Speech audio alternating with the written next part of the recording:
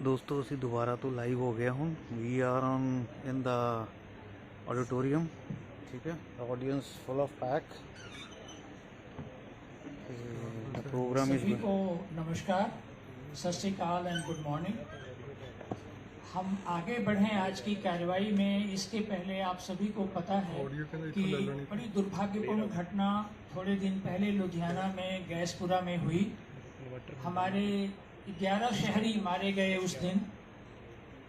जो लोग हमारी बायोडाइवर्सिटी को, जो हमारे एनवायरनमेंट को खराब कर रहे हैं, उनके हाथों मारे गए।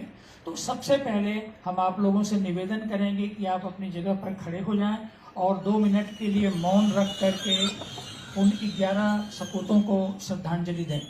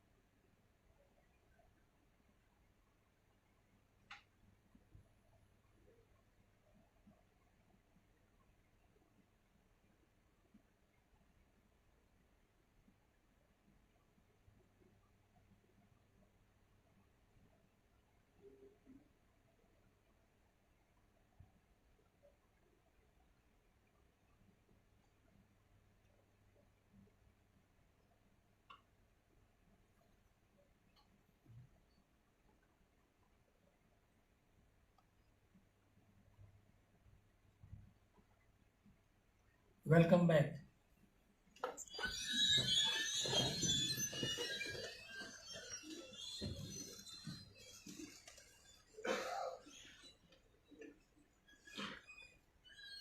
सबसे पहले बड़ी खुशी की बात है, प्रसन्नता की बात है कि इतने सारे लोग एक वर्किंग डे में टाइम निकाल करके यहाँ आए, समाज की सेवा के लिए, समाज की भलाई के विचार से, वातावरण को सुदृढ़ करने के लिए, मजबूत करने के लिए। तो मैं एक एक करके हमारे जो खास करके जो मेहमान स्पीकर्स हैं आज के, दूर दूर से आए हैं, अलग अलग शहरों से आए हैं, अपना टाइम निकाले हैं। तो मैं स्वागत करता हूं डॉक्टर राकेश शारदा जी का, डॉक्टर देवेंद्र शर्मा जी का, डॉक्टर हरविंदर सिंह सैनी जी का, डॉक्टर पुनीत पाल सिंह चीमा जी का। आ गए हैं कि नहीं? आ रहे हैं, ओके, ठीक है। सरदार कहाँ सिंह पन्नू जी का, सरदार नजर सिंह मनसैया जी का, कर्नल सीजे पाल साहब का, सरदार प्रितपाल सिंह जी का,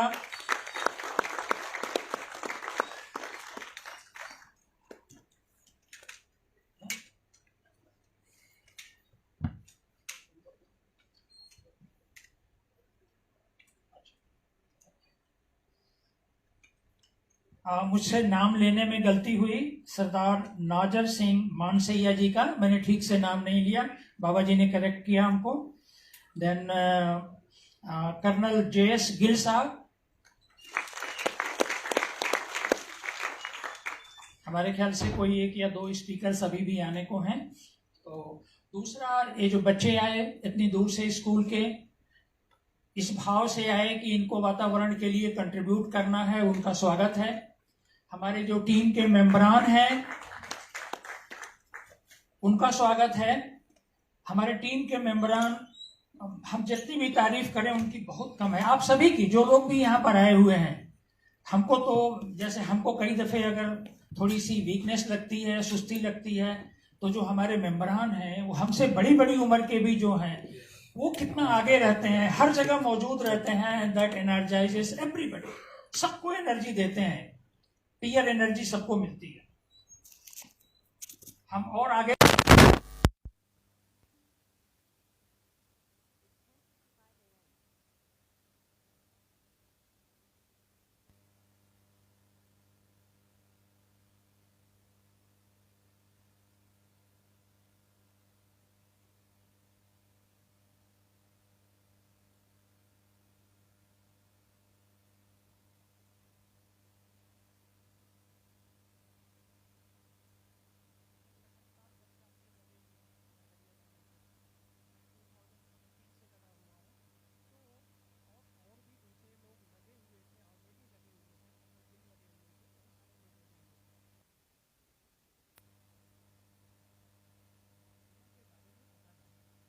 क्या पोल्यूशन पॉइंट्स हैं और क्या सोल्यूशन हो सकते हैं, मैं ज़्यादा टाइम नहीं लूँगा ब्रीफ में। तो ये डिसाइड किया गया कि हम पदयात्रा करते हैं और हमने 4 महीने हर संडे को पदयात्रा की बुढ़ा दरिया के किनारे किनारे और एक एक पॉइंट को अपनी आंखों से देखा और जो भी पॉइंट्स थे पॉइंट ऑफ इंटरेस्ट उन सब का फोटोग्राफ लिया और वीडियो बनाया। जो 14 किलोमीटर का पार्ट है सिटी का, एक तो डॉक्टर शारदा जी के लीडरशिप में इसकी सैंपलिंग भी हुई, हर 500 मीटर पर सैंपलिंग हुई है और हर 500 मीटर का सैंपल डिटेल में एनालाइज किया गया है। डॉक्टर शारदा उसके जो ब्रीफ्स हैं वो आज सबमिट भी करेंगे, सबको बताएंगे भी। जो लुधियाना के हालात हैं, यहाँ 3 STPs हैं और 4 CETP। STP सारे के सारे डिफंक्ट पड़े थे, कोई नहीं चल रहा था। जो सबसे पुराना है ताजपुर के अंदर, जिसमें मान साहब ने पीछे 20 फरवरी को उद्घाटन किया था, 3 बार उद्घाटन चला था और फिर 20 फरवरी को हुआ। टीवी के अंदर दिखाया गया, पानी बहुत साफ था। फिर हम लोग 21 तारीख को जा करके उसको चेक किए, वेरिफिकेशन के लिए गए, बिल्कुल गंदा पानी था। तो अब उसमें क्या है, जो रीजन है आप उसको समझिए। रीजन ये है कि ये STP जितने हैं वो सिविल सीवरेज को क्लीन करने के लिए इक्विप्ड हैं। कैपेसिटी कितनी है, किसी की 60 mld है, किसी की 50 mld है, लाइक समथिंग लाइक दैट। तो जो 60 mld और 50 mld के हैं उनको रिसीव कितना होता है एफ्लुएंट, 100 mld, 150 mld। तो जो कन्वेंशनल ट्रीटमेंट का तरीका है उसमें क्या है, एक टाइम बाउंड प्रोसेस है। तो टाइम बाउंड प्रोसेस से जब पास करते हैं एफ्लुएंट को तो उसमें एक तो सिल्टिंग होती है और दूसरी कुछ बैक्टीरिया का ट्रीटमेंट होता है। लेकिन चूंकि एफ्लुएंट पीछे से जितनी कैपेसिटी है उसका 2 टाइम 3 टाइम आ रहा है, पहले तो ये ट्रीटमेंट प्लांट चालू नहीं थे, लेकिन अगर कल के दिन चालू भी हो जाएंगे तो होना क्या है, जितनी कैपेसिटी है उससे 2 गुना 3 गुना इनको एफ्लुएंट मिलेगा। तो ये इसको स्पीड से पास करेंगे, स्पीड से पास करेंगे तो कुछ नहीं होगा। दूसरी बात उनका कहना है, उनसे हम लोगों ने बात भी किया, हमने ताजपुर वालों से बात किया, हमने भटिया वालों से बात किया जो प्रोजेक्ट के हेड हैं। वो ये कहते हैं कि हमारे में सीवरेज के अंदर इंडस्ट्री का पानी आ रहा है, उसको ट्रीट करने के लिए हम इक्विप्ड नहीं है, हम कुछ कर नहीं सकते इसमें। और जैसे जो ताजपुर वाला प्लांट जो नया चालू हुआ है वो ये कहते हैं कि अगर इसमें इंडस्ट्री का पानी आ गया तो ये बर्बाद हो जाएगा।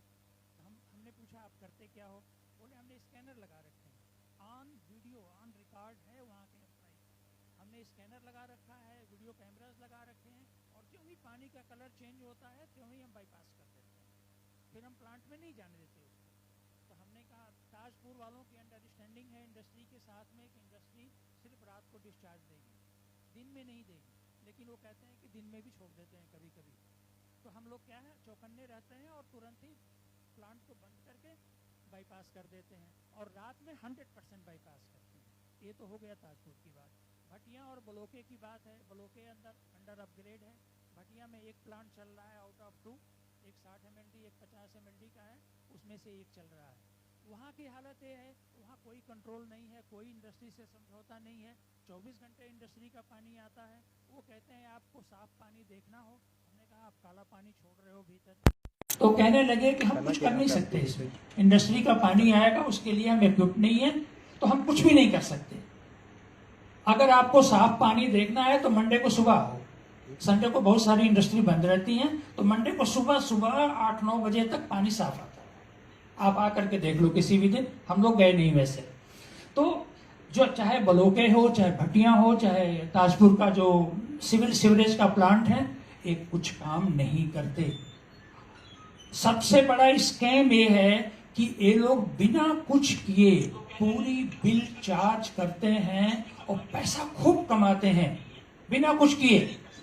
और जो ये पैसा कमाते हैं ये सबकी निगाह में है, सब लोग इसको अप्रूव करते हैं। जो लोग अप्रूव करने की अथॉरिटी है वो लोग अप्रूव करते हैं और वो पैसा बढ़ता है।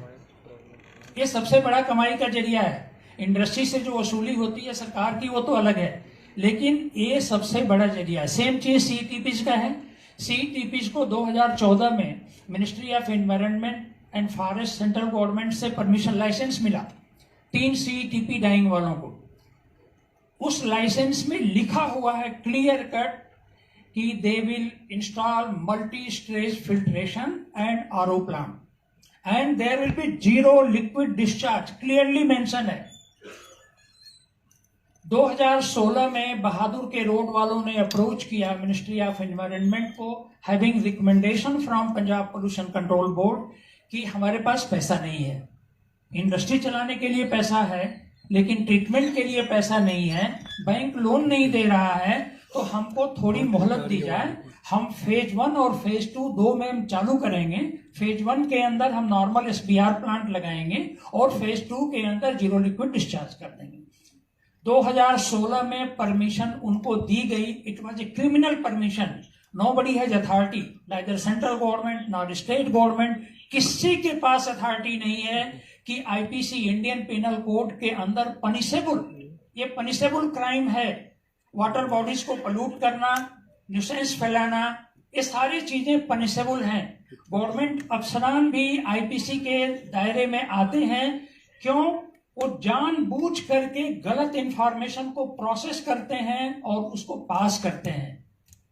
तो बहादुर के रोड को छोड़ करके बाकी इन दोनों ने, जो 2 को परमिशन थी जेडीएलडी की, इनकी हालत ये रही कि जो कैपेसिटी है इनकी, कैपेसिटी का 3 टाइम कनेक्शन दे रखा है इन्होंने, तीनों सीईटीपीज ने, क्योंकि इंडस्ट्री को हिस्सा लेना था, डाइंग इंडस्ट्री को।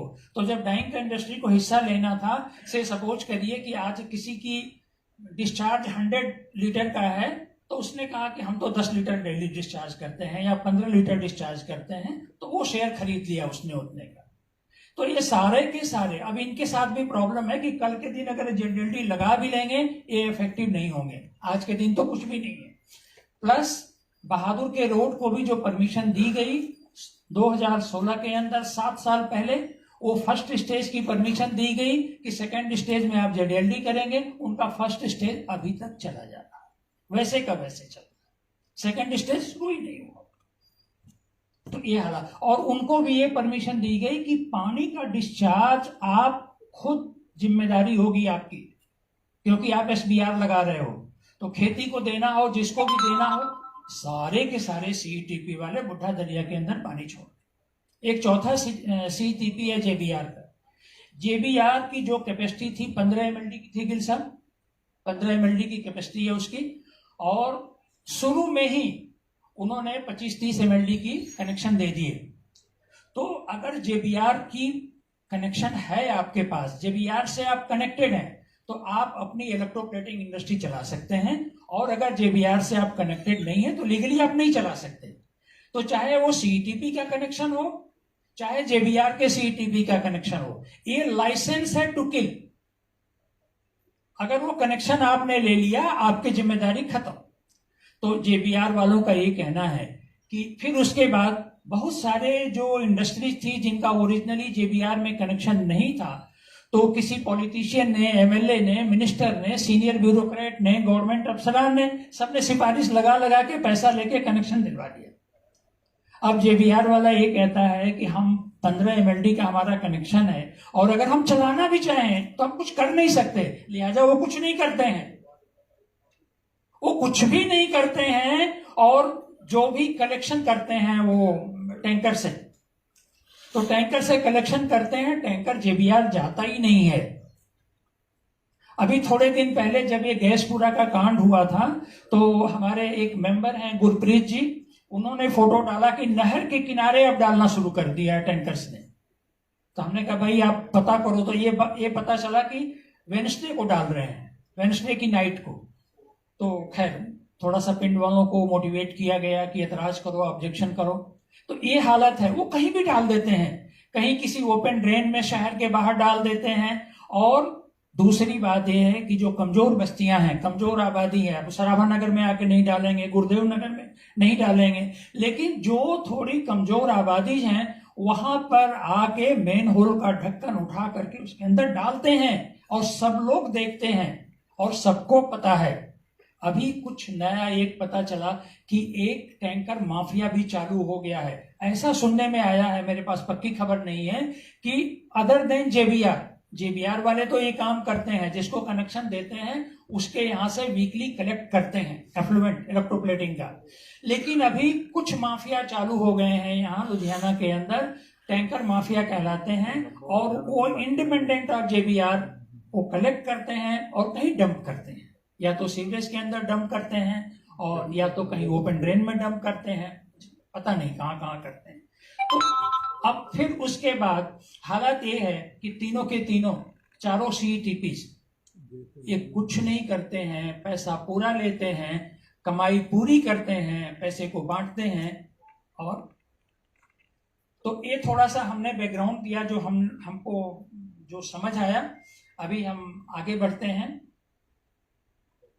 तो हमारे आज के हम पहले अपने स्पीकर को इनवाइट करेंगे, डॉक्टर राकेश शारदा।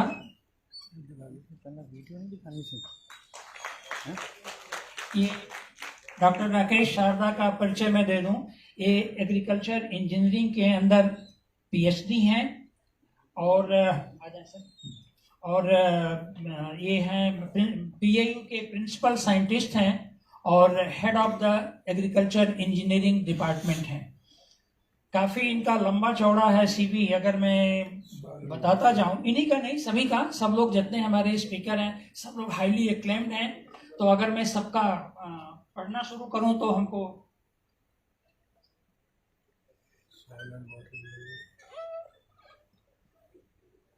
ओके ठीक है। तो हम सबसे पहले अभी डॉक्यूमेंट्री शो करेंगे। मैं स्किप कर गया, सॉरी, हमारा जो प्रोग्राम भी था वो यही था कि डॉक्यूमेंट्री हम पहले शो करेंगे जो हमारी पदयात्रा थी उसके ऊपर। आप डॉक्यूमेंट्री चला दें प्लीज।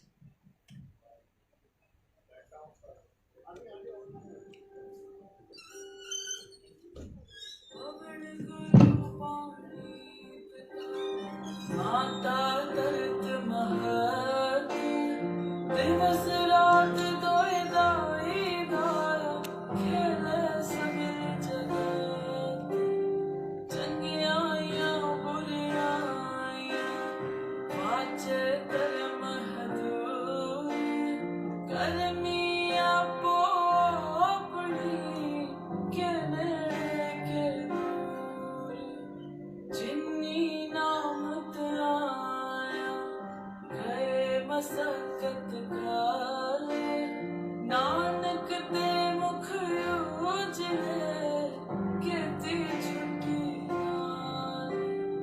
नानक दे मुख उजले कीर्ति झुकी।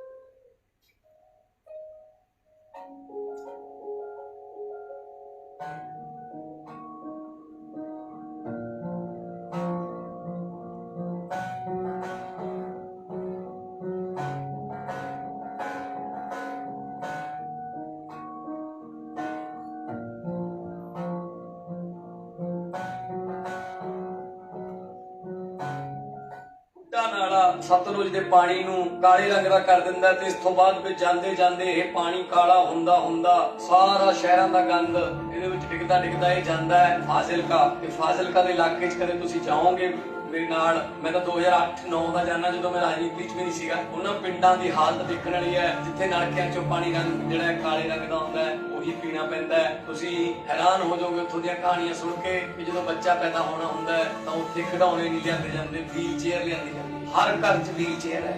ਬੱਚੇ ਲੂਲੇ ਲੰਗੜੇ ਪੈਦਾ ਹੁੰਦੇ ਨੇ ਪਾਣੀ ਕਰਕੇ। 5-6 ਸਾਲ ਦੀ ਉਮਰ ਦੇ ਬੱਚਿਆਂ ਦੇ ਵਾਲ ਚਿੱਟੇ ਰੰਗ ਦੇ। ਜੇ 7-8 ਸਾਲ ਦੀ ਬੱਚੀ ਦੇ ਵਾਲ ਚਿੱਟੇ ਹੋਣਗੇ ਕਿਹੋ ਜਿਹੀ ਲੱਗੂਗੀ ਉਹ? ਦੁਨੀਆ ਭਰ 'ਚ ਵਸਦੇ ਪੰਜਾਬੀਓ, ਅੱਜ ਤੁਹਾਨੂੰ ਇਨਸਾਨੀ ਅੱਖ ਨਾਲ ਦੇਖਿਆ ਤੇ ਕੈਮਰੇ ਦੀ ਅੱਖ ਨਾਲ ਦੇਖਿਆ ਬੁੱਢਾ ਦਰਿਆ ਦਿਖਾਵਾਂਗੇ, ਜੋ ਕਿ ਆਪਾਂ ਇਸ ਭਲੀ ਭਾਂਤ ਜਾਣਦੇ ਹਾਂ ਲੁਧਿਆਣਾ ਸ਼ਹਿਰ ਦੇ ਵਿੱਚੋਂ ਵਗਦਾ। ਔਰ ਇਸ ਬੁੱਢੇ ਦਰਿਆ ਨੂੰ ਮਾਣ ਹਾਸਲ ਹੈ ਵੀ ਸਾਹਿਬ ਸ੍ਰੀ ਗੁਰੂ ਨਾਨਕ ਦੇਵ ਜੀ ਦਾ, ਗੁਰੂ ਗੋਬਿੰਦ ਸਿੰਘ ਜੀ ਦੀ ਚਰਨ ਛੋਹ ਇਹਨੂੰ ਪ੍ਰਾਪਤ ਹੈ। ਪਿੰਡ ਕੂਮ ਕਲਾਂ ਤੋਂ ਜੇ ਸ਼ੁਰੂ ਕਰੀਏ ਤਾਂ ਅੱਜ ਤੋਂ 50 ਸਾਲ, ਮੇਰੀ ਉਮਰ 60 ਸਾਲ ਹੋ ਜਾਣੀ। 50 ਸਾਲ ਪਹਿਲਾਂ ਮੈਂ ਇਹ ਵੀ ਆਪ ਇਹ ਜਦੋਂ ਸੁੱਤ ਸਮਝ ਗਿਆ ਤਾਂ ਲੋਕਾਂ ਨੂੰ ਇਹਦੇ 'ਚ ਸਾਫ਼ ਪਾਣੀ ਪੀਂਦੇ ਔਰ ਨਹਾਉਂਦੇ ਔਰ ਇਹ ਹੋਰ ਕੰਮਾਂ ਲਈ ਪਾਣੀ ਵਰਤਦੇ ਆ ਵੀ ਕਦੋਂ ਦੇਖਿਆ। ਬੁੱਢਾ ਦਰਿਆ ਜੋ ਹੈ ਉਹ ਹਲੇ ਵੀ ਕੂਮ ਕਲਾਂ ਤੱਕ ਬਿਲਕੁਲ ਉਹਦਾ ਪਾਣੀ ਸਾਫ਼ ਹੈ, ਪਰ ਉੱਥੇ 2 ਨਾਲੇ ਲਿਆ ਕੇ ਗੰਦ ਸੁੱਟਣਾ ਸ਼ੁਰੂ ਕਰਦੇ ਨੇ, ਜਿੱਥੋਂ ਇਹ ਵੀ ਕਹਾਣੀ ਖਰਾਬ ਹੋਣੀ ਸ਼ੁਰੂ ਹੁੰਦੀ ਹੈ ਬੁੱਢੇ ਦਰਿਆ ਦੀ। ਆਲੇ ਦੁਆਲੇ ਤੁਸੀਂ ਦੇਖ ਸਕਦੇ ਹੋ, ਆਹ ਕੈਮਰੇ ਦੀ ਅੱਖ ਨਾਲ ਬਹੁਤ ਸੋਹਣੇ ਦਰਖਤ ਲੱਗੇ ਹੋਏ ਨੇ, ਚਾਹੇ ਸਮਾਜ ਸੇਵੀ ਸੰਸਥਾਵਾਂ ਨੇ ਲਾਏ ਨੇ, ਚਾਹੇ ਸਰਕਾਰ ਨੇ ਲਾਏ ਨੇ, ਜਾਂ ਹੋਰ ਜਾਤੀ ਤੌਰ ਤੇ ਲਾਏ ਹੋ ਸਕਦੇ ਨੇ। ਬਹੁਤ ਹੀ ਅੱਜ ਕੱਲ੍ਹ ਖੂਬਸੂਰਤੀ ਉੱਥੇ ਕਈ ਜਗ੍ਹਾ ਹੈਗੀ ਹੈ। ਔਰ ਜੰਗਲੀ ਜਾਨਵਰ ਵੀ ਅੱਜ ਕੱਲ੍ਹ ਉੱਥੇ ਅਸੀਂ ਇਹ ਵੀ ਪੈਦਲ ਯਾਤਰਾ ਦੌਰਾਨ ਦੇਖੇ। ਪੰਛੀ ਬਹੁਤ ਨੇ, ਬਹੁਤ ਸੋਹਣੇ ਖੂਬਸੂਰਤ ਪੰਛੀ ਨੇ। ਔਰ ਆਲੇ ਦੁਆਲੇ ਦਾ ਜਿਹੜਾ ਵਾਤਾਵਰਨ ਬਹੁਤ ਅੱਜ ਕੱਲ੍ਹ ਸ਼ਾਂਤੀਪੂਰਵਕ ਹੈ। ਲੇਕਿਨ ਹੌਲੀ ਹੌਲੀ ਜਦੋਂ ਆਪਾਂ ਕੂਮ ਕਲਾਂ ਤੋਂ ਅੱਗੇ ਜਾਂਦੇ ਹਾਂ, ਕਰੋੜ ਪਿੰਡ ਆ ਗਿਆ, ਗੱਦੋ ਲੋਕੋਵਾਲ ਆ ਗਿਆ, ਧਨਾਨਸੂ ਆ ਗਿਆ, ਇਹ ਪਿੰਡ ਜਿਹੜੇ ਨੇ ਇਹ ਫਿਰ ਇਹ ਵੀ ਜਿਹੜਾ ਆਪਣਾ ਸੀਵਰੇਜ ਦਾ ਪਾਣੀ ਹੈ ਉਹ ਇਹਦੇ 'ਚ ਪਾਉਣਾ ਸ਼ੁਰੂ ਕਰ ਦਿੰਦੇ ਨੇ, ਜਿੱਥੇ ਇਹਦੀ ਹਾਲਤ ਹੋਰ ਖਰਾਬ ਹੋ ਜਾਂਦੀ ਹੈ। ਹੁਣ ਆਪਾਂ ਗੱਦੋ ਲੋਕੋਵਾਲ ਦੇ ਕੋਲੋਂ ਲੰਘ ਰਹੇ ਹਾਂ, ਅੱਗੇ ਤੁਸੀਂ ਜਿਵੇਂ ਜਿਵੇਂ ਦੇਖੋਗੇ ਤੁਹਾਨੂੰ ਇਹ ਵੀ ਕਿਤੇ ਨਾ ਕਿਤੇ ਕੰਢਿਆਂ ਤੇ ਡੇਅਰੀਆਂ ਬਣੀਆਂ ਹੋਈਆਂ ਨਜ਼ਰ ਆਉਣਗੀਆਂ। ਧਨਾਨਸੂ ਆ ਕੇ ਇੱਕ ਬਹੁਤ ਵੱਡਾ ਇੰਡਸਟਰੀਅਲ ਪਾਰਕ ਇਹ ਵਗੈਰਾ ਬਣ ਰਿਹਾ, ਉੱਥੇ 9 ਫੁੱਟ ਡਾਏ ਦੇ ਪਾਈਪ ਨਾਲ ਉਸ ਇੰਡਸਟਰੀਅਲ ਏਰੀਆ ਦਾ ਪਾਣੀ ਇਹਦੇ ਵਿੱਚ ਲਿਆ ਕੇ ਪਾਉਣ ਦੀਆਂ ਪੂਰੀਆਂ ਤਿਆਰੀਆਂ ਹੋ ਚੁੱਕੀਆਂ ਨੇ। ਆ ਤੁਸੀਂ ਦੇਖ ਸਕਦੇ ਹੋ, ਆਹ ਧਨਾਨਸੂ ਵਾਲਾ ਪੁਲ ਹੈ। ਉਸ ਤੋਂ ਅੱਗੇ ਆਪਾਂ ਸ਼ਹਿਰ ਵੱਲ ਨੂੰ ਵਧੀਏ, ਉਹ ਹਾਲਤ ਜਿਹੜੀ ਹੈ ਹੋਰ ਬਹੁਤ ਮਾੜੀ ਹੁੰਦੀ ਜਾਂਦੀ ਹੈ। ਇਹਦੇ ਕੰਢਿਆਂ ਤੇ ਡਾਈਂਗ ਮਿੱਲਾਂ, ਇਹਦੇ ਕੰਢਿਆਂ ਤੇ ਵੀ ਕਰੋ ਪੇਪਰ ਮਿੱਲਾਂ, ਇਹਦੇ ਕੰਢਿਆਂ ਤੇ ਡੇਅਰੀਆਂ। ਇਹ ਸਾਰੀ ਕਹਾਣੀ ਲੁਧਿਆਣਾ ਮਿਊਨਿਸਪਲ ਲਿਮਟ ਤੋਂ, ਲੁਧਿਆਣਾ ਸ਼ਹਿਰ ਦੀ ਹੱਦਬੰਦੀ ਤੋਂ ਪਹਿਲਾਂ ਦੀ ਹੈ ਵੀ ਕਰੋ ਮੈਂ ਬਿਆਨ ਕਰ ਰਿਹਾ। ਸ਼ਹਿਰ ਦੇ ਅੰਦਰ ਦੀ ਗੱਲ ਕਰ ਰਿਹਾ, ਜਿਹੜੀਆਂ ਇਹ ਵੀ ਤਾਜਪੁਰ ਨੇ ਜਾਂ ਹੈਪੋਵਾਲ ਨੇ ਉਹ ਗੱਲ ਵੱਖਰੀ ਹੈ। ਸ਼ਹਿਰ ਤੋਂ ਪਹਿਲਾਂ ਇਹ ਵੀ ਕਰੋ ਸਾਰੀ ਕਹਾਣੀ ਤੁਹਾਨੂੰ ਮੈਂ ਬਿਆਨ ਕਰ ਰਿਹਾ, ਜਿਹੜਾ ਕਿ ਬਹੁਤ ਮਾੜੀ ਹਾਲਤ ਦੇ ਵਿੱਚ ਇਹ ਵੀ ਕਲਾ ਉਹ ਬਣਾ ਦਿੱਤਾ ਜਾਂਦਾ ਕਿ ਜਿਹੜਾ ਪਾਣੀ ਬਿਲਕੁਲ ਸਾਫ਼ ਹੈ ਕੂਮ ਕਲਾਂ, ਉਹ ਆ ਕੇ ਵੀ ਕਹਿ ਲਓ ਸ਼ਹਿਰ ਦੀ ਹੱਦਬੰਦੀ ਦੇ ਨੇੜੇ ਇੰਨਾ ਜ਼ਿਆਦਾ ਪੁਲਿਸ ਹੋ ਜਾਂਦਾ ਵੀ ਉੱਥੇ ਤੁਹਾਨੂੰ ਲੰਘਣਾ ਵੀ ਮੁਸ਼ਕਲ ਹੋ ਜਾਂਦਾ। ਸਾਡੇ ਨਾਲ ਬੱਚਿਆਂ ਨੇ ਵੀ ਪੈਦਲ ਮਾਰਚ ਕੀਤਾ, ਜਾਨਵਰ ਮਰੇ ਹੋਏ ਜਾਨਵਰ ਉਹਦੇ 'ਚ ਵੀ ਕਹਿ ਡਿੱਗੇ ਹੋਏ ਨੇ। ਰਖਾਈ ਮਿੱਲਾਂ ਨੇ ਔਰ ਜਿਹੜੀਆਂ ਪੇਪਰ ਮਿੱਲਾਂ ਨੇ ਉਹਦੀ ਇਹੋ ਜਿਹੀ ਤਬਾਹੀ ਮਚਾਈ ਪਈ ਹੈ ਦੋਸਤੋ। ਇਹ ਵੀ ਕਰੋ ਜਿਹੜੀ ਕਿ ਤੁਸੀਂ ਆ ਕੈਮਰੇ ਦੀ ਅੱਖ ਨਾਲ ਦੇਖ ਸਕਦੇ ਹੋ। ਲੋਕ ਵੇਖਦੇ ਆ, ਦੇਖੋ ਕਾਲਾ ਪਾਣੀ ਹੈ ਬਿਲਕੁਲ। ਇਹ ਕਾਲਾ ਪਾਣੀ ਜਿਹੜਾ ਹੈਗਾ ਇਹ ਡਾਈ ਮਿੱਲਾਂ ਦਾ, ਪੇਪਰ ਮਿੱਲਾਂ ਦਾ, ਜਾਂ ਇਹ ਵੀ ਕਰੋ ਜਿਹੜੀਆਂ ਦਾ ਸਿੱਧੇ ਪਾਈਪ ਵੀ ਪਏ ਹੋਏ ਜਿਹੜੇ ਨੇ ਉਹ ਹੁੰਦੇ। ਆਪਾਂ ਨੇ ਕੋਈ ਐਡਮਿਨਿਸਟ੍ਰੇਸ਼ਨ ਨੂੰ ਵੀ ਇਹ ਵੀ ਕਹਿਣਾ ਜਿਹੜਾ ਧਿਆਨ ਦੇਣ ਦੀ ਲੋੜ ਸੀ ਉਹ ਆਪਾਂ ਕਿਤੇ ਨਾ ਕਿਤੇ ਦੇ ਨਹੀਂ ਪਾਏ। ਆਪਾਂ ਇਨਸਾਨ ਵੀ ਆਪਣੀ ਜਿਹੜਾ ਇਨਸਾਨੀ ਫਰਜ਼ ਸੀ ਉਹ ਸਹੀ ਢੰਗ ਨਾਲ ਨਹੀਂ ਇਹ ਵੀ ਕਰੋ ਨਿਭਾਇਆ।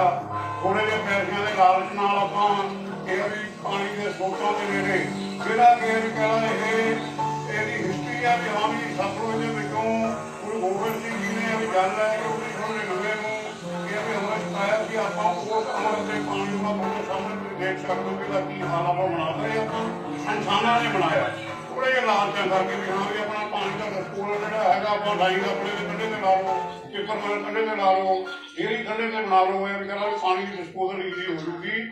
ਇਹ ਮੇਰੀ ਤੁਹਾਨੂੰ ਇਹ ਗੱਲ ਕੋਸ਼ਿਸ਼ ਸੀਗੀ ਸਾਡੇ ਵੱਲੋਂ ਪੈਦਲ ਯਾਤਰਾ ਜਦੋਂ ਕੀਤੀ ਹੈ ਤੁਹਾਡੇ ਨਾਲ ਇਹ ਸਾਰੀਆਂ ਚੀਜ਼ਾਂ ਸਾਂਝੀਆਂ ਕਰੀਏ। ਤੋਂ ਆਪਾਂ ਸਾਰੇ ਹੀ ਚਾਹੁੰਦੇ ਹਾਂ ਵੀ ਇਹ ਸਾਫ਼ ਹੋਵੇ, ਤੁਸੀਂ ਵੀ ਚਾਹੁੰਦੇ ਹੋਵੋਗੇ ਔਰ ਇਹਦੇ ਤੁਸੀਂ ਸਾਰਾ ਸਾਥ ਦਿਓ। ਦੇਖ ਸਕਦੇ ਹੋ ਤੁਸੀਂ ਆਪਣੀ ਇਹ ਸਾਹਮਣੇ ਤੁਹਾਨੂੰ ਦਿਖ ਰਿਹਾ ਕਿ ਹਾਂ ਵੀ ਕਿੰਨਾ ਇਹਦੇ 'ਚ ਗੰਦ ਹੈਗਾ ਜਿਹੜਾ ਕਿ ਐਕਸਪਲੇਨ ਕਰਨਾ ਇਹ ਵੀ ਮੁਸ਼ਕਿਲ मुश्किल है। मैं कोशिश कर रहा तुम नाल दी नाल करो अपने कैमरे की अपने नाल थोड़ी अपनी गलबात जारी रखने की, पर कई बार थोड़ा सा पिछे हो जाता। बेहतर है तरह देख रहे हो और मेरी सारिਆਂ ਨੂੰ ਇਹ बेनती है कि ਆਪਾਂ इस मुहिम के नाल जुड़िए और इनू साफ कराने का यतन करिए और ਆਪਾਂ अपना इंसानी फर्ज भी निभाइए। देखो छोटे बच्चे जनरेशन ने वो है कि आप पोस्टर बना के लैके चल रहे हैं, अवेयर नहीं हो, लेकिन ਆਪਾਂ ਦੇ ਨਾ ਹੋਵੇ ਕਿ ਆਪਣੀ ਜਿਹੜੀ ਪੁਸਤਾਂ ਹੈਗੀਆਂ ਨੇ ਉਹਨੂੰ ਆਪਾਂ ਕੀ ਜਵਾਬ ਦੇ ਦਿਆਂਗੇ ਵੀ ਹਾਂ ਵੀ ਆਪਾਂ ਉਹਨਾਂ ਨੇ ਕੀ ਕਰਦੇ ਜਾਂ ਜਾ ਰਹੇ ਹਾਂ।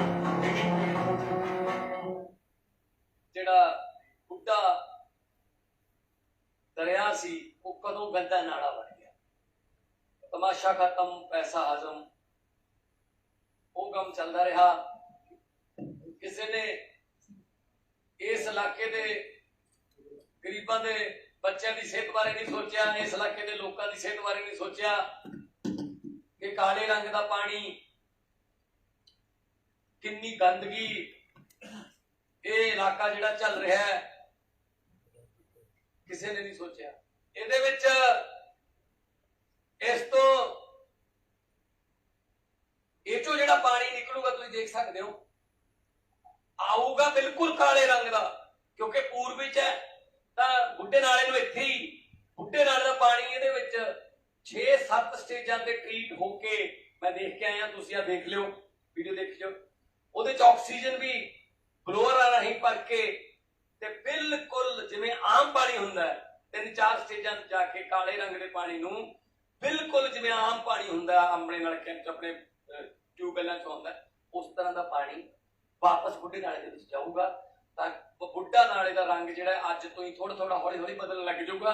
ਜਦੋਂ ਸਾਰੇ ਪਲਾਂਟ ਚੱਲ ਪਏ ਤਾਂ ਇਹਦਾ ਨਾਮ ਬੁੱਢਾ ਦਰਿਆ, ਇਹਦਾ ਨਾਮ ਵਾਪਸ ਉਹੀ ਦੇਵਾਂਗੇ, ਇਹਨੂੰ ਗੰਦੇ नाले का लफ्ज कलंक ਜਿਹੜਾ हटा देना होगा। दोस्तों, आज हम खड़े हैं ताजपुर सेंट्रल जेल के सामने 225 MLD STP के डिस्चार्ज पॉइंट के ऊपर। इसका ये वीडियो 21 फरवरी का है। कल एक दिन पहले 20 फरवरी को माननीय चीफ मिनिस्टर साहब ने इस ट्रीटमेंट प्लांट का उद्घाटन किया था और हम लोगों ने टीवी के ऊपर देखा था। पानी बहुत साफ था जो इसका ट्रीट किया हुआ पानी था। तो क्यूरियोसिटी बस हम लोग देखने आए और आप देख सकते हैं इस वीडियो में पानी कितना गंदा है, काला है, गाढ़ा है और इसके अंदर तमाम गैसेज हैं, बबल्स उठ रहे हैं, बदबू बहुत तेज है। पता नहीं चीफ मिनिस्टर साहब को इतना साफ पानी कैसे दिखाया उन लोगों ने, नहीं पता। अभी हम आगे बढ़ रहे हैं और शहर के अंदर जगह जगह इंक्रोचमेंट हो रखे हैं। बुढ़ा नाले के किनारे लोगों ने कमर्शियल बिल्डिंग, शॉप्स, पार्किंग, घर, मकान सब कुछ बना रखा है। और अब जो वीडियो आप देख रहे हैं ये है भटिया ट्रीटमेंट प्लांट का डिस्चार्ज। भटिया ट्रीटमेंट प्लांट में दो प्लांट हैं, दोनों अलग अलग टेक्नोलॉजी के हैं। एक एनारोबिक है, दूसरा एरोबिक है। तो जो एनारोबिक है वो उनका पुराना प्लांट है और वहां के प्रोजेक्ट मैनेजर ने हमें ये प्लांट दिखाया। इसका डिस्चार्ज जो ट्रीटेड एफ्लुएंट था वो बिल्कुल काले रंग का था। हम लोगों ने बात की कि ऐसा काला क्यों है, ये ट्रीटमेंट नहीं हो रहा है। बोले तो जो प्रोजेक्ट मैनेजर का ये कहना था इसका ट्रीटमेंट हो रहा है और कोई भी एसटीपी किसी भी तरह के केमिकल को, एसिड को या किसी भी तरह का जो डाइंग पिगमेंट्स हैं इनको ट्रीट करने के लिए इक्विप्ड नहीं है। और हमारे यहाँ नियमानुसार कायदे से सीवरेज का पानी सिर्फ आना चाहिए, डोमेस्टिक सीवरेज का, इसमें कोई भी इंडस्ट्रियल वेस्ट नहीं आना चाहिए। लेकिन इंडस्ट्रियल वेस्ट हमारे प्लांट में भरपूर आता है, जिसकी वजह से जो आप रंग देख रहे हैं वो है। बड़ा सरप्राइजिंग था जब हम इनकी जो सप्लाई है ट्रीटमेंट प्लांट के एफ्लुएंट की, वो पाइपलाइन से इस बंद तक आती है जहां गाड़ी खड़ी है हमारी, और इसके बाद ये ओपन मैन मेड ड्रेन से आगे बढ़ती है सतलुज में। तो अब यहाँ पर जब ओपन में हम इसको देखते हैं, दोनों पाइपलाइन का डिस्चार्ज दो अलग अलग कलर का है। हमें नहीं मालूम कौन सा अच्छा है कौन सा है। अब हम आगे बढ़ते हैं सतलुज में, जहां ड्रेनेज का पानी, जो ट्रीटमेंट प्लांट का पानी मिलता है। यहाँ सिर्फ हम आपको ये दिखाना चाहते हैं, यहाँ बदबू बहुत है, गैसेस बहुत हैं, फोम उठ रहे हैं। सिर्फ ये दिखाने के लिए हम इस पॉइंट के ऊपर आए। अब जो आप वीडियो देख रहे हैं, ये वीडियो है ताजपुर के पास लोकेटेड, सेंट्रल जेल के पास लोकेटेड सेकेंड CTP का, जो फोकल पॉइंट एरिया का इंडस्ट्रियल वेस्ट को ट्रीट करता है। आप देख सकते हैं पानी का रंग काला है और काफी हेवी वाटर है। यहाँ बबल्स और फोम्स तो नहीं है। ये जो डिस्चार्ज है, जो चीफ मिनिस्टर साहब ने जो उद्घाटन किया था अल्ट्रा मॉडर्न का, उससे थोड़ा बेटर है। अभी आप जो वीडियो देख रहे हैं वो तीसरे प्लांट का है। ये प्लांट को इंडिया की नामी गिरामी कंपनी मैनेज कर रही है। उसका डिस्चार्ज कैसा है? जो बुढ़ा दरिया का जो पानी पीछे से आ रहा है और यहाँ पर जो डिस्चार्ज बुढ़ा दरिया में गिर रहा है, बिल्कुल काला है, बिल्कुल काला है। जो इसका निचोड़ है पूरी स्टडी का, कि कोई भी केमिकल या एसिड का ट्रीटमेंट नहीं हो सकता। अभी हम थोड़ा और आगे बढ़ते हैं। जो लुधियाना के अंदर 2 मेन हब हैं डेयरीज के, एक है ताजपुर रोड पर और एक है हावड़ा में। लेकिन throughout Ludhiana city standalone छोटी छोटी डेयरीज बहुत हैं, तो उनका जो भी डिस्चार्ज है आप देख सकते हैं बिल्कुल रॉ फॉर्म में बुढ़ा दरिया के अंदर सीधे आ रहा है। तो कहने का मतलब ये है, ये एग्जाम्पल हम इसलिए आपको दिखा रहे हैं कि जिसको, जो सिटीजन्स हैं, उनको जिसको जहां मौका मिलता है वो अपना डिस्चार्ज, चाहे सिटीजन्स हो, चाहे कमर्शियल एस्टेब्लिशमेंट हो, गौशाला हो, सब लोग डाल रहे हैं। अभी हम आगे बढ़ते हैं। हम आ गए मच्छी मार्केट। हम पहुंच रहे हैं, ये जो ओपन एक मार्केट है, यहाँ पर स्लॉटर मार्केट भी है और मच्छी मार्केट भी है और भी चीजें, सब चीजें बिकती हैं ओपन के अंदर। काफी पोल्यूशन फैला रखा है, दरिया के किनारे हैं, जो भी इनका वेस्ट है दरिया में डाल देते हैं, बहुत गलत बात है। अभी हम पहुंच गए GT रोड क्रॉस करके। बहादुर के रोड की जो इंडस्ट्री है, उनका ये कहना है कि उनका ट्रीटमेंट प्लांट सबसे ज्यादा मॉडर्न है। साइड से सैंपलिंग के लिए, टेस्टिंग के लिए एक इंची की पाइप लगी हुई है, जिसमें से काला पानी गिर रहा है, आप देख सकते हैं। और ये देखिए कितना काला है जो साइड से पानी गिर रहा है। तो ये हालत है यहाँ के, ये देखिए काला रंग। तो ये सबसे अच्छे ट्रीटमेंट प्लांट की ये हालत है। कहने का मतलब ये है कि डाइंग का डिस्चार्ज, डाइंग का एफ्लुएंट ट्रीट नहीं हो सकता। कोई भी CTP इसे हल नहीं कर सकता। जो इलेक्ट्रोप्लेटिंग का डिस्चार्ज है उसको हल नहीं किया जा सकता। एक ही सोल्यूशन है, पॉल्यूटिंग इंडस्ट्री को शहर से बाहर करें, उनका क्लस्टर बनाएं और उनको बोलें अपना ट्रीटेड एफ्लुएंट को रीयूज करें। अभी हम आगे बढ़ते हैं। रेल लाइन, जो जलंधर की रेल लाइन है, ये उसके पास का वीडियो है। यहाँ पर ओपन नाला डोमोरिया साइड से आ रहा है। शहर में ओपन नाले पहले कई होते थे, वो आपस में एक दूसरे से मिल मिला करके जो ओपन ड्रेन्स थे, और अब यहाँ पर कुछ ओपन ड्रेन जो लिमिटेड रह गए हैं। एक रेल लाइन के उस पार है और एक रेल लाइन के इस पार है, ये उसका वीडियो है। अभी हम जो दूसरे साइड का ओपन ड्रेन है उसको भी आपको दिखाएंगे। इस देखिए सीधे बुढ़ा दरिया में जा रहा है, और जो इसका जो कलर है ये बुढ़ा दरिया का, वैसे बुढ़ा दरिया काला है लेकिन उससे भी ज्यादा काला पानी ये। जो प्रदूषण है उसका कारण केवल पाकिस्तान के कैनेडीज नहीं है। लुधियाना में जिस तरह से बुड्ढा नाला से जो पानी आता है, लुधियाना सिटी का सुवेज जो अनट्रीटेड उसमें मिलाया जाता है। भारत सरकार ने पंजाब की सरकार को 750 करोड़ रुपए उस प्रदूषण से मुक्त करने के लिए योजना को स्वीकृत किया, उस पर काम कर रहे हैं।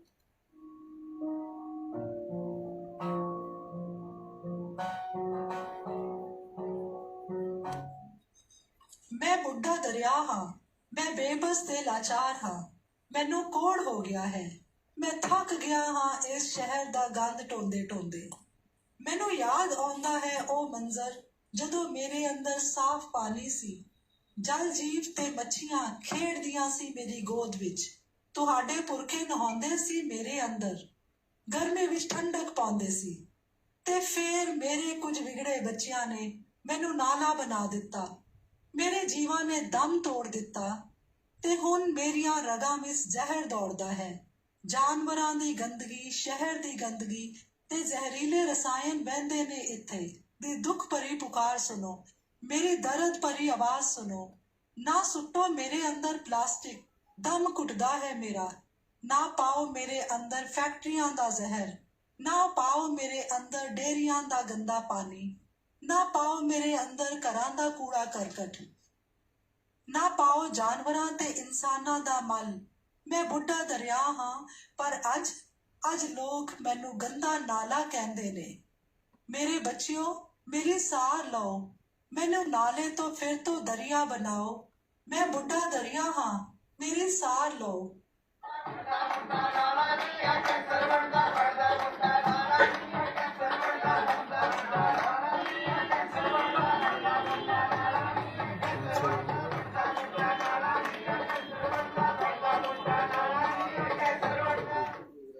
ਦੋਸਤੋ, ਹੁਣ ਅਸੀਂ ਪਹੁੰਚ ਚੁੱਕੇ ਹਾਂ ਬੁੱਢਾ ਦਰਿਆ ਪੈਦਲ ਯਾਤਰਾ ਦੇ ਤੀਜੇ ਪੜਾਅ ਤੇ, ਜੋ ਕਿ ਬਚਨ ਸਿੰਘ ਮਾਰਗ ਤੋਂ ਸ਼ੁਰੂ ਹੁੰਦਾ ਹੈ।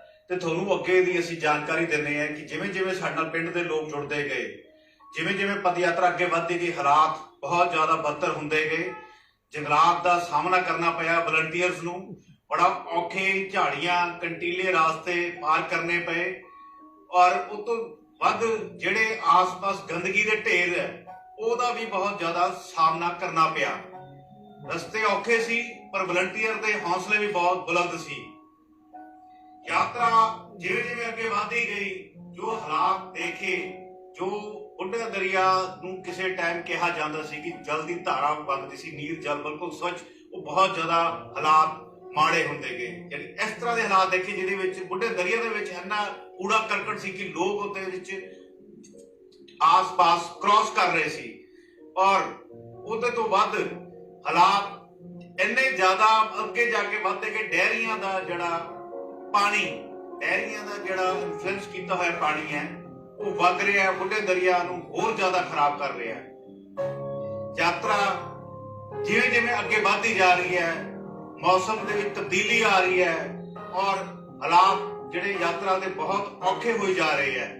ਲੇਕਿਨ ਉਸ ਤੋਂ ਵੱਧ ਜਿਹੜੇ ਹੌਸਲੇ ਹੈ ਯਾਤਰੀਆਂ ਦੇ, ਵਲੰਟੀਅਰਸ ਦੇ, ਉਹ ਬਹੁਤ ਹੀ ਜ਼ਿਆਦਾ ਬੁਲੰਦ ਹੈ, ਕਿਉਂਕਿ ਉਹ ਇੱਕੋ ਹੀ ਚੀਜ਼ ਹੈ ਕਿ ਬੁੱਢੇ ਦਰਿਆ ਦੀ ਜਿਹੜੀ ਆਵਾਜ਼ ਹੈ, ਇਹ ਵਲੰਟੀਅਰ ਹੀ ਵੱਲੋਂ ਔਰ ਪਿੰਡ ਦੇ ਪਿੰਡ ਜਿਹੜੇ ਹੈਗੇ ਆ ਲੋਕ, ਸੰਸਥਾਵਾਂ ਇਹਦੇ ਨਾਲ ਜੁੜਦੀਆਂ ਪਈਆਂ ਵਾ।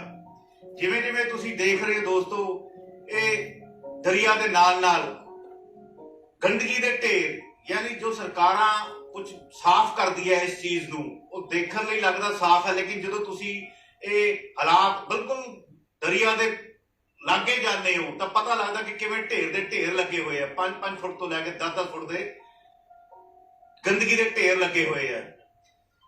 ਇਹ ਸਾਰੀਆਂ ਚੀਜ਼ਾਂ ਦੇ ਹਾਲਾਤ ਪਿੰਡ ਵਾਸੀਆਂ ਨੇ, ਸ਼ਹਿਰ ਵਾਸੀਆਂ ਨੇ, ਪੰਜਾਬੀਆਂ ਨੇ, ਵਲੰਟੀਅਰਸ ਨੇ ਜਦੋਂ ਆਵਾਜ਼ ਨੂੰ ਇੱਕ ਤਾਲ ਵਿੱਚ ਪਰੋ ਕੇ ਆਵਾਜ਼ ਬੁੱਢੇ ਦਰਿਆ ਦੀ ਸਰਕਾਰਾਂ ਤੱਕ, ਪੂਰੀ ਦੁਨੀਆ ਤੱਕ ਪਹੁੰਚਾਉਣ ਦੀ ਕੋਸ਼ਿਸ਼ ਕੀਤੀ ਜਾ ਰਹੀ ਹੈ। ਔਰ ਇਸ ਦੇ ਨਾਲ ਹੀ ਸਭ ਤੋਂ ਵੱਡਾ ਜਿਹੜਾ ਤੁਹਾਨੂੰ ਦੱਸਦੇ ਕਿ ਹਰ 500 ਦੇ ਪੜਾਅ, 500 ਮੀਟਰ ਦੇ ਪੜਾਅ ਦੇ ਵਿੱਚ ਸੈਂਪਲਿੰਗ ਕੀਤੀ ਜਾ ਰਹੀ ਹੈ। ਸਿਰਫ ਇਸ ਵਾਸਤੇ ਦੱਸਿਆ ਜਾ ਰਿਹਾ ਕਿ ਹਰ 500 ਮੀਟਰ ਬਾਅਦ ਜਿਹੜੇ ਉਹਦੇ ਪਾਣੀ ਦੇ, ਬੁੱਢੇ ਦਰਿਆ ਦੇ ਹਾਲਾਤ ਕਿਵੇਂ ਚੇਂਜ ਹੋ ਰਹੇ ਹੈ।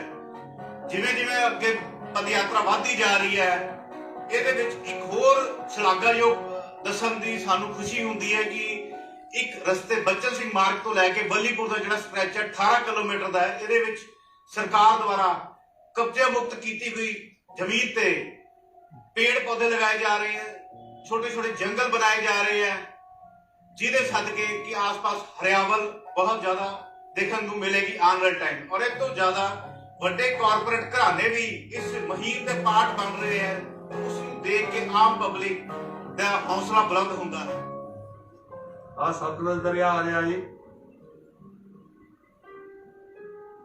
ਕੁਦਰਤ ਵੱਲੋਂ ਜਿਹੜਾ ਦਿੱਤਾ ਗਿਆ ਪਾਣੀ ਆ ਉਹ ਆਹ ਜਿਹਦੇ ਕਿ ਥੱਲੇ ਤੱਕ ਸਾਰਾ ਕੁਝ ਦਿਸ ਰਿਹਾ। ਤੇ ਇੱਕ ਸਾਡੀ ਸਰਕਾਰ, ਸਾਡੇ ਲੋਕਾਂ, ਸਾਡੇ ਜਿਹੜਾ ਜਿਉਂਦੇ ਨੇ ਲੋਕ, ਜਿਉਂਦੇ ਦਾ ਕੀ ਕਹਾਂ, ਜ਼ਮੀਨ ਮਰੀ ਹੋਈ ਆ, ਉਹਨਾਂ ਵੱਲੋਂ ਦਿੱਤਾ ਗਿਆ ਜਿਹੜਾ ਹੈਗਾ ਉਹ ਸਾਹਮਣੇ ਦੇਖ ਲਓ। ਉਧਰੋਂ ਬੁੱਢਾ ਦਰਿਆ ਤੇ ਇਧਰੋਂ ਆਹ ਸਤਲੁਜ ਆ ਰਿਹਾ, ਇੱਥੇ ਆ ਕੇ ਮਿਲ ਰਹੇ ਆ।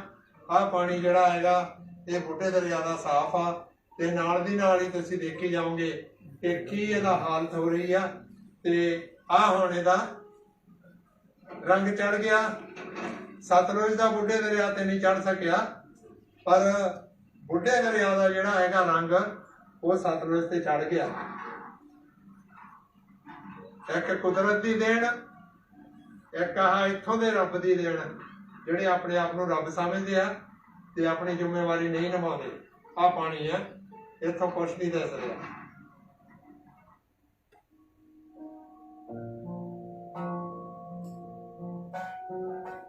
ਅੰਬੜਾ ਰੋਡ ਤੇ ਡੈਰੀਆਂ ਜਿਹੜੀਆਂ ਨੇ, ਡੈਰੀਆਂ ਦੀ ਬੈਕ ਸਾਈਡ ਤੇ ਬੁੱਢਾ ਦਰਿਆ ਵਗ ਰਿਹਾ ਵਾ, ਉਸ ਦੇ ਤਾਜ਼ਾ ਹਾਲਾਤ ਕੀ ਨੇ ਉਹ ਦਿਖਾਉਣ ਦੇ ਲਈ ਅੱਜ ਅਸੀਂ ਇੱਥੇ ਪਹੁੰਚੇ ਆ।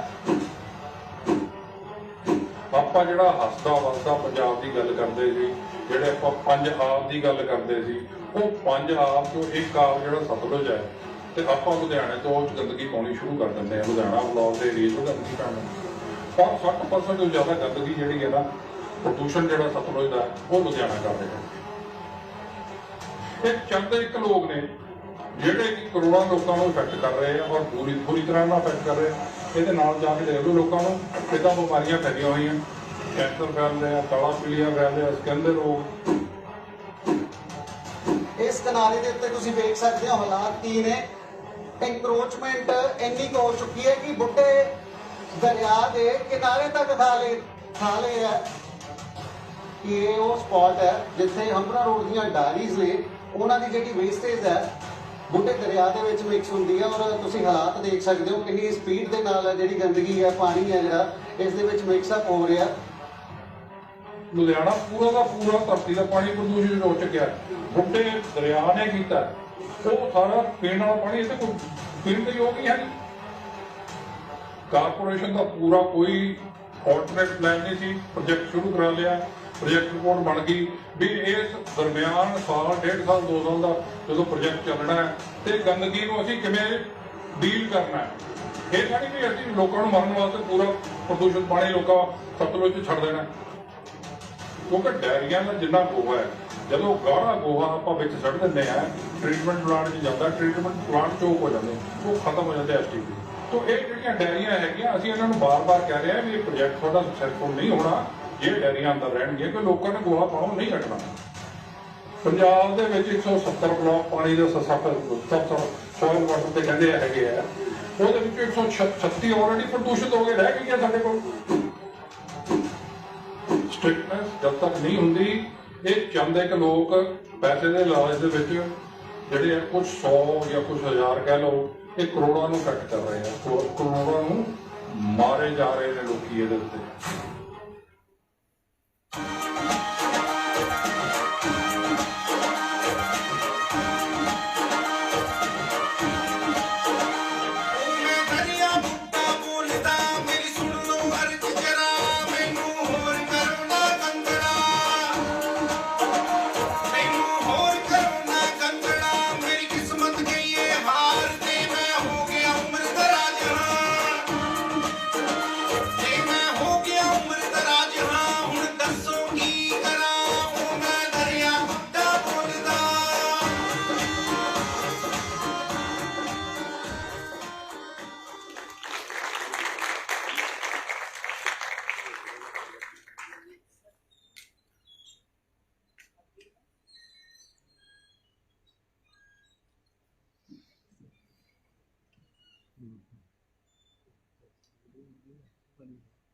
अभी हम शुरू करते हैं आज की कार्रवाई। हमारे पहले स्पीकर हैं doctor Rakesh Sharda. He is PhD in agriculture engineering with a specialization in soil and water engineering. Dr. Sharda is chairman Punjab State Chapter of Indian Society of Agriculture Engineers. He is member of various committees at the state and national level in the field of micro irrigation and protected cultivation. He is the chief scientist in AICRP on plastic engineering in agriculture structures and environment management. He is an active researcher and has completed 13 research projects by bringing funding of 990 lakhs, almost 10 crore, national and international agencies. Currently, Dr. Sharda is handling 9 national and international research projects with funding of 36 crores.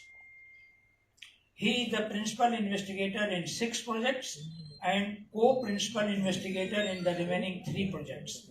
Dr. Sharda has published 55 research papers in international and national journals, 47 extension articles, 7 bulletins, and 26 book chapters. Dr. Sharda has organized 133 training programs and delivered more than 500 lectures in various training programs and conferences. His achievements are so large that it could take 30 minutes to complete. So are the achievements of our other esteemed speakers.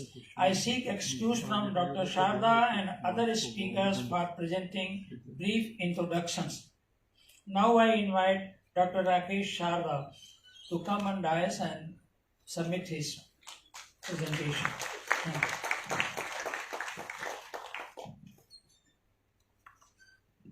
धन्यवाद जी। आज इतने आए सारे मेहमान, दविंदर जी, कान सिंह पन्नू जी, तनविंदर जी, doctor Saini, तो और भी जिन्होंने मैं नाम नहीं जानता, तो मेरे बहुत ही प्यारे बच्चों, तुसीं देखिया इस वीडियो राही भी बुढ़े नाले का की हालात है। और कई बार बड़ा बुढ़े नाले की पोल्यूशन बारे गल करते हैं तो इन्ना बुरा लगता है भी तुम देखते हुए भी कि आपां और आपां जिहड़ा इहनूं गंदा कर रहे हैं वो आपां ही है और कोई नहीं है। It is me who is creating pollution. तो जे मैनू अपना घर जरूर सामना चाहिए तो जे मैं एक एक करके असीं अपना घर सामन लगांगे तो बुढ़े दरिया की पोल्यूशन जिहड़ी है वो भी घटती चली जाएगी। खास तौर पर बच्चे आए हुए ने तो मैं अपनी गल कल एक मैं ग्रुप के जो बुढ़ा दरिया एक्शन फ्रंट है वो एक स्लाइड शेयर की सी, मैं इतने तो नहीं पाई पर की बच्चों थानू पता है भी जो आप सवेरे खड़े होकर ब्रश करते हैं तो उदों आप टैप जी है खुली छड़ देंगे, वो साफ पीने वाला पानी होंगे जी आप टैप खुली छड़ के ब्रश करना शुरू कर देंगे। तो जो आप ब्रश करते हैं जिहदे वास्ते मेरा सिर्फ 200 तो 400 ml पानी लगता है, तकरीबन 18 लीटर पानी जिहड़ा है वो 5 मिनट के दौरान जो मैं टैप खुली छड्डी होंदी है वो 18 लीटर पानी जिहड़ा जाता है। कहता हूँ तो जो 18 लीटर पानी बुढ़े दरिया च जाएगा वो जाएगा कहते नाल सीवर वाले पानी नाल मिलके, और पानी जिहड़ा सीगा पीण वाला वाटर सप्लाई तो पानी आ रहा सीगा और साफ पानी आ रहा सीगा, असीं उहनूं गंदा करके तो उहदे च पाता। इदां ही होर कई चीज़ां भी आपां देखिए भी सारा दिन आपां किहड़ियां चीज़ां करते हैं जिन्हां दे नाल आपां पानी वेस्ट करते हैं। इदां ही आपां अपने वातावरण नूं रोज़ गंदा करते हैं। असीं देखते हैं कि जदों अपना वातावरण असीं रोज़ सवेरे कहने भी जी शैंपू दे नाल नहाना है या साबुन दे नाल नहाना है, तो जदों आपां नहाने हैं तो मन के चलो भी आपां जे लुधियाने शहर की गल करिए जो 10,000 लोग जिहड़े रोज़ शैंपू नाल नहा रहे हैं कि तकरीबन 1,000 टन जिहड़ा कैमिकल है वो आपां अपने सीवरेज सिस्टम दे विच पा दिंदे हैं। तो की आपां ये कर सकते हैं भी आपां अपने इस वातावरण नूं बचाने वास्ते डिटॉक्सीफाई करिए। क्या एक दिन असीं इदां दा नहीं कर सकते जिद्दां असीं कहिए भी अज असीं साबुन भी नहीं लाना, अज असीं शैंपू भी नहीं लगाना, बगैर साबुन तो भी नहाना है, क्या कल्ले पानी नाल नहा सकते हैं आपां। कल की खबर ये है भी केप टाउन दे विच उन्होंने कहा कि तुहाडे लई पीण वास्ते तो पानी है, नहाने वास्ते पानी नहीं है। पीण वास्ते पानी है, नहाने वास्ते पानी नहीं है। पानी मुक चल रहा है सर, मुक गया साडे कोल, असीं तुहानूं पीण वास्ते पानी दे सकते हैं। ਤੇ ਇਹੋ ਜਿਹੀ ਸਿਚੁਏਸ਼ਨ ਆਵੇ ਉਸ ਤੋਂ ਪਹਿਲਾਂ ਹੀ ਆਪਾਂ ਨੂੰ ਸੁਧਰਨਾ ਪੈਣਾ ਹੈ। ਤੇ ਜੇ ਅੱਜ ਦੀ ਗੱਲ ਕਰੀਏ pollution of Buddha Darya and its impact on ecology, biodiversity and water resources, ਪਰ ਮੈਨੂੰ ਨਹੀਂ ਲੱਗਦਾ ਵੀ ਜਿਹੜਾ ਵੀਡੀਓ ਹੁਣੀ ਚੱਲਿਆ ਸੀਗਾ ਉਸ ਤੋਂ ਵੱਡਾ ਇੰਪੈਕਟ ਜਿਹੜਾ ਪੋਲਿਊਸ਼ਨ ਦਾ ਆਪਣੇ ਵਾਟਰ ਰਿਸੋਰਸਿਸ ਜਾਂ ਬਾਇਓਡਾਇਵਰਸਿਟੀ ਤੇ ਆਪਾਂ ਦੇਖ ਸਕਦੇ ਹਾਂ। ਇਸ ਬੁੱਢੇ ਦਰਿਆ ਦੇ ਵਿੱਚ ਅੱਜ ਮੈਂ ਦੇਖ ਰਿਹਾ ਸੀਗਾ, ਜਦੋਂ ਨੈਟ ਦੇਖ ਰਿਹਾ ਸੀ ਵੀ ਬੁੱਢੇ ਦਰਿਆ ਦੀ ਹਿਸਟਰੀ ਕੀ ਹੈ, ਤੇ ਉਹਦੇ ਵਿੱਚ ਮੈਨੂੰ ਇੱਕ ਗੈਜ਼ੇਟੀਅਰ ਲੱਭਿਆ 1904 ਦਾ। ਉਸ 1904 ਦੇ ਗੈਜ਼ੇਟੀਅਰ ਦੇ ਵਿੱਚ ਲਿਖਿਆ ਹੋਇਆ ਸੀਗਾ ਵੀ ਬੁੱਢਾ ਦਰਿਆ ਦਾ ਜਿਹੜਾ ਪਾਣੀ ਹੈ ਉਹ ਸਿਰਫ ਤੇ ਸਿਰਫ ਪੀਣ ਵਾਸਤੇ ਇਸਤੇਮਾਲ ਹੁੰਦਾ ਹੈ, ਇਰੀਗੇਸ਼ਨ ਵਾਸਤੇ ਵੀ ਨਹੀਂ ਇਸਤੇਮਾਲ ਕੀਤਾ ਜਾ ਰਿਹਾ। ਉਹਨੂੰ ਸਿਰਫ ਤੇ ਸਿਰਫ ਪੀਣ ਦੇ ਪਾਣੀ ਵਾਸਤੇ ਇਸਤੇਮਾਲ ਕਰਦੇ ਸੀ 1904 ਦੇ ਤੇ ਅੱਜ ਦੀ ਡੇਟ ਵਿੱਚ ਆਪਾਂ ਉਹਦੀ ਇੰਨੀ ਮਾੜੀ ਹਾਲਤ ਕਰਤੀ ਹੈ। ਈਵਨ ਜਿਹੜਾ ਇਰੀਗੇਸ਼ਨ ਦਾ ਵੀ ਸੀਗਾ ਉਹ ਕਹਿੰਦੇ ਸੀਗੇ ਵੀ ਜਿਹੜਾ ਬੁੱਢੇ ਦਰਿਆ ਦੇ ਆਸ-ਪਾਸ ਤੁਸੀਂ ਜਿਹੜਾ ਅਨਲਾਈਨਡ ਵੈਲਸ ਬਣਾਓ ਤਾਂ ਉੱਥੋਂ ਦੀ ਪਾਣੀ ਕੱਢੋ ਤਾਂ ਉਹਨੂੰ ਉਹਦੇ ਨਾਲ ਉਹਨੂੰ ਇਰੀਗੇਟ ਕਰੋ। ਇਹ ਸਿਸਟਮ ਸੀਗਾ ਤੇ ਅੱਜ ਆਪਾਂ ਦੇਖੋ ਕਿੱਥੇ ਪਹੁੰਚ ਗਏ। Next please. ਕਿੱਥੇ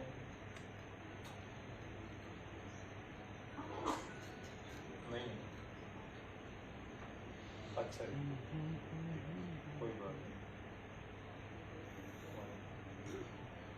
थैंक यू।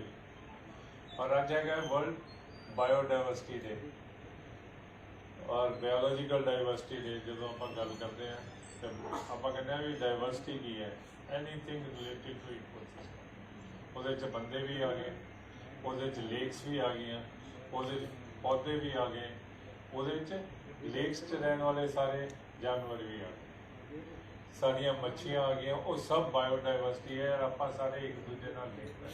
तो जे आप कहिए भी एक चीज़ को आप घटा दिए तो दूजी को बढ़ा दिए तो भी नहीं चलता। आपने देखा ही है भी फूड चेन के विच सब तो उत्ते कौन बैठता है? हाँ जी बच्चों, फूड चेन सब तो उत्ते कौन होता है? कार्निवोरस। कौन कार्निवोरस में क्या कहेंगे उसको? शेर। शेर ही होता है। तो इसका मतलब उसमें से एक भी चीज गायब हो जाए तो हमारी फूड चेन खराब हो जाएगी। और इसी तरह से अगर आप गल करिए तो कहते भी मक्खियां जड़ियां वो गायब होनियां शुरू हो गई, मक्खियां घटनियां शुरू हो गई। तो जो मक्खियां घटनियां शुरू हो गई तो इसका मतलब है पॉलीनेशन जी है वो घट होएगी तो सानू फूड नहीं मिलेगा, वो भी एक प्रॉब्लम है। सो बायोडाइवर्सिटी दे विच छोटे तो छोटा जिहड़ा ऑर्गेनिज्म है वो उन्ना ही इंपॉर्टेंट है जिन्ना वड्डा, वो उन्ना ही इंपॉर्टेंट है जिन्ना इंसान इस धरती से इंपॉर्टेंट है। सो आपां नूं उहदा ध्यान रखना पेगा। इस बारी का जिहड़ा थीम है वो है फ्रॉम एग्रीमेंट टू एक्शन। पिछले दिन ही वर्ल्ड अर्थ डे मनाया गया, ਉਹਦੇ ਵਿੱਚ ਵੀ ਇਹੀ ਸੀਗਾ ਵੀ ਜਿਹੜੇ ਸਸਟੇਨੇਬਲ ਗੋਲਸ ਅੱਜ ਤੋਂ ਆਪਾਂ 7 ਸਾਲ ਪਹਿਲਾਂ ਸ਼ੁਰੂ ਕੀਤੇ, ਉਹ ਕਹਿੰਦੇ ਜੀ ਜੇ ਆਪਾਂ ਉਹਨਾਂ ਨੂੰ ਹੁਣ ਅਚੀਵ ਕਰਨਾ ਤਾਂ ਐਟਲੀਸਟ 4 ਗੁਣਾ ਜ਼ਿਆਦਾ ਆਪਾਂ ਨੂੰ ਕੰਮ ਕਰਨਾ ਪੈਣਾ ਹੈ, ਤਾਂ ਜਾ ਕੇ ਆਪਾਂ 4 ਗੁਣਾ ਤੇਜ਼ੀ ਨਾਲ ਕੰਮ ਕਰਾਂਗੇ, ਤਾਂ ਜਾ ਕੇ ਆਪਣੇ ਉਹ ਸਸਟੇਨੇਬਲ ਗੋਲਸ ਜਿਹੜੇ ਨੇ ਅਚੀਵ ਕਰ ਪਾਵਾਂਗੇ। ਤੇ ਜੇ ਇਦਾਂ ਹੀ ਚੱਲਦਾ ਰਿਹਾ ਤੇ ਜੇ ਆਪਾਂ ਇਦਾਂ ਹੀ ਆਪਣੇ ਵਾਤਾਵਰਨ ਨੂੰ ਗੰਦਾ ਕਰਦੇ ਰਹੇ ਤਾਂ ਕੀ ਹੋਏਗਾ? ਕਹਿੰਦਾ ਵੀ ਐਗਰੀਮੈਂਟ ਬਹੁਤ ਹੋ ਗਏ, ਲੈਟ ਇਟ ਬੀ ਐਕਸ਼ਨ ਤੇ ਆਪਾਂ let's build back our biodiversity. ਆਪਾਂ ਨੂੰ ਇਹ ਜਿਹੜੀ ਬਾਇਓਡਾਇਵਰਸਿਟੀ ਹੈ ਇਹਨੂੰ ਦੁਬਾਰਾ ਸਿਰਜਣਾ ਪੈਣਾ ਹੈ।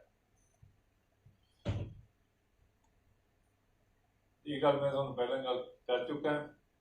ਔਰ ਆਪਾਂ ਕਹਿੰਦੇ ਹਾਂ ਵੀ ਬਾਇਓਡਾਇਵਰਸਿਟੀ ਦਾ ਲਾਸ ਕਿਵੇਂ ਹੁੰਦਾ, ਜੇ ਬਾਇਓਡਾਇਵਰਸਿਟੀ ਖਤਮ ਕਿਉਂ ਹੁੰਦੀ ਜਾ ਰਹੀ ਹੈ, तो उससे सब तो पहले आ जाता है भी land use and sea use change. तकरीबन 75% लैंड यूज बेस्ड एनवायरनमेंट से 66% मरीन एनवायरनमेंट आप ऑल्टर कर चुके हैं just because of the human activities. और इदा ही आप क्लाइमेट चेंज भी देखते हैं, पोल्यूशन भी देखते हैं।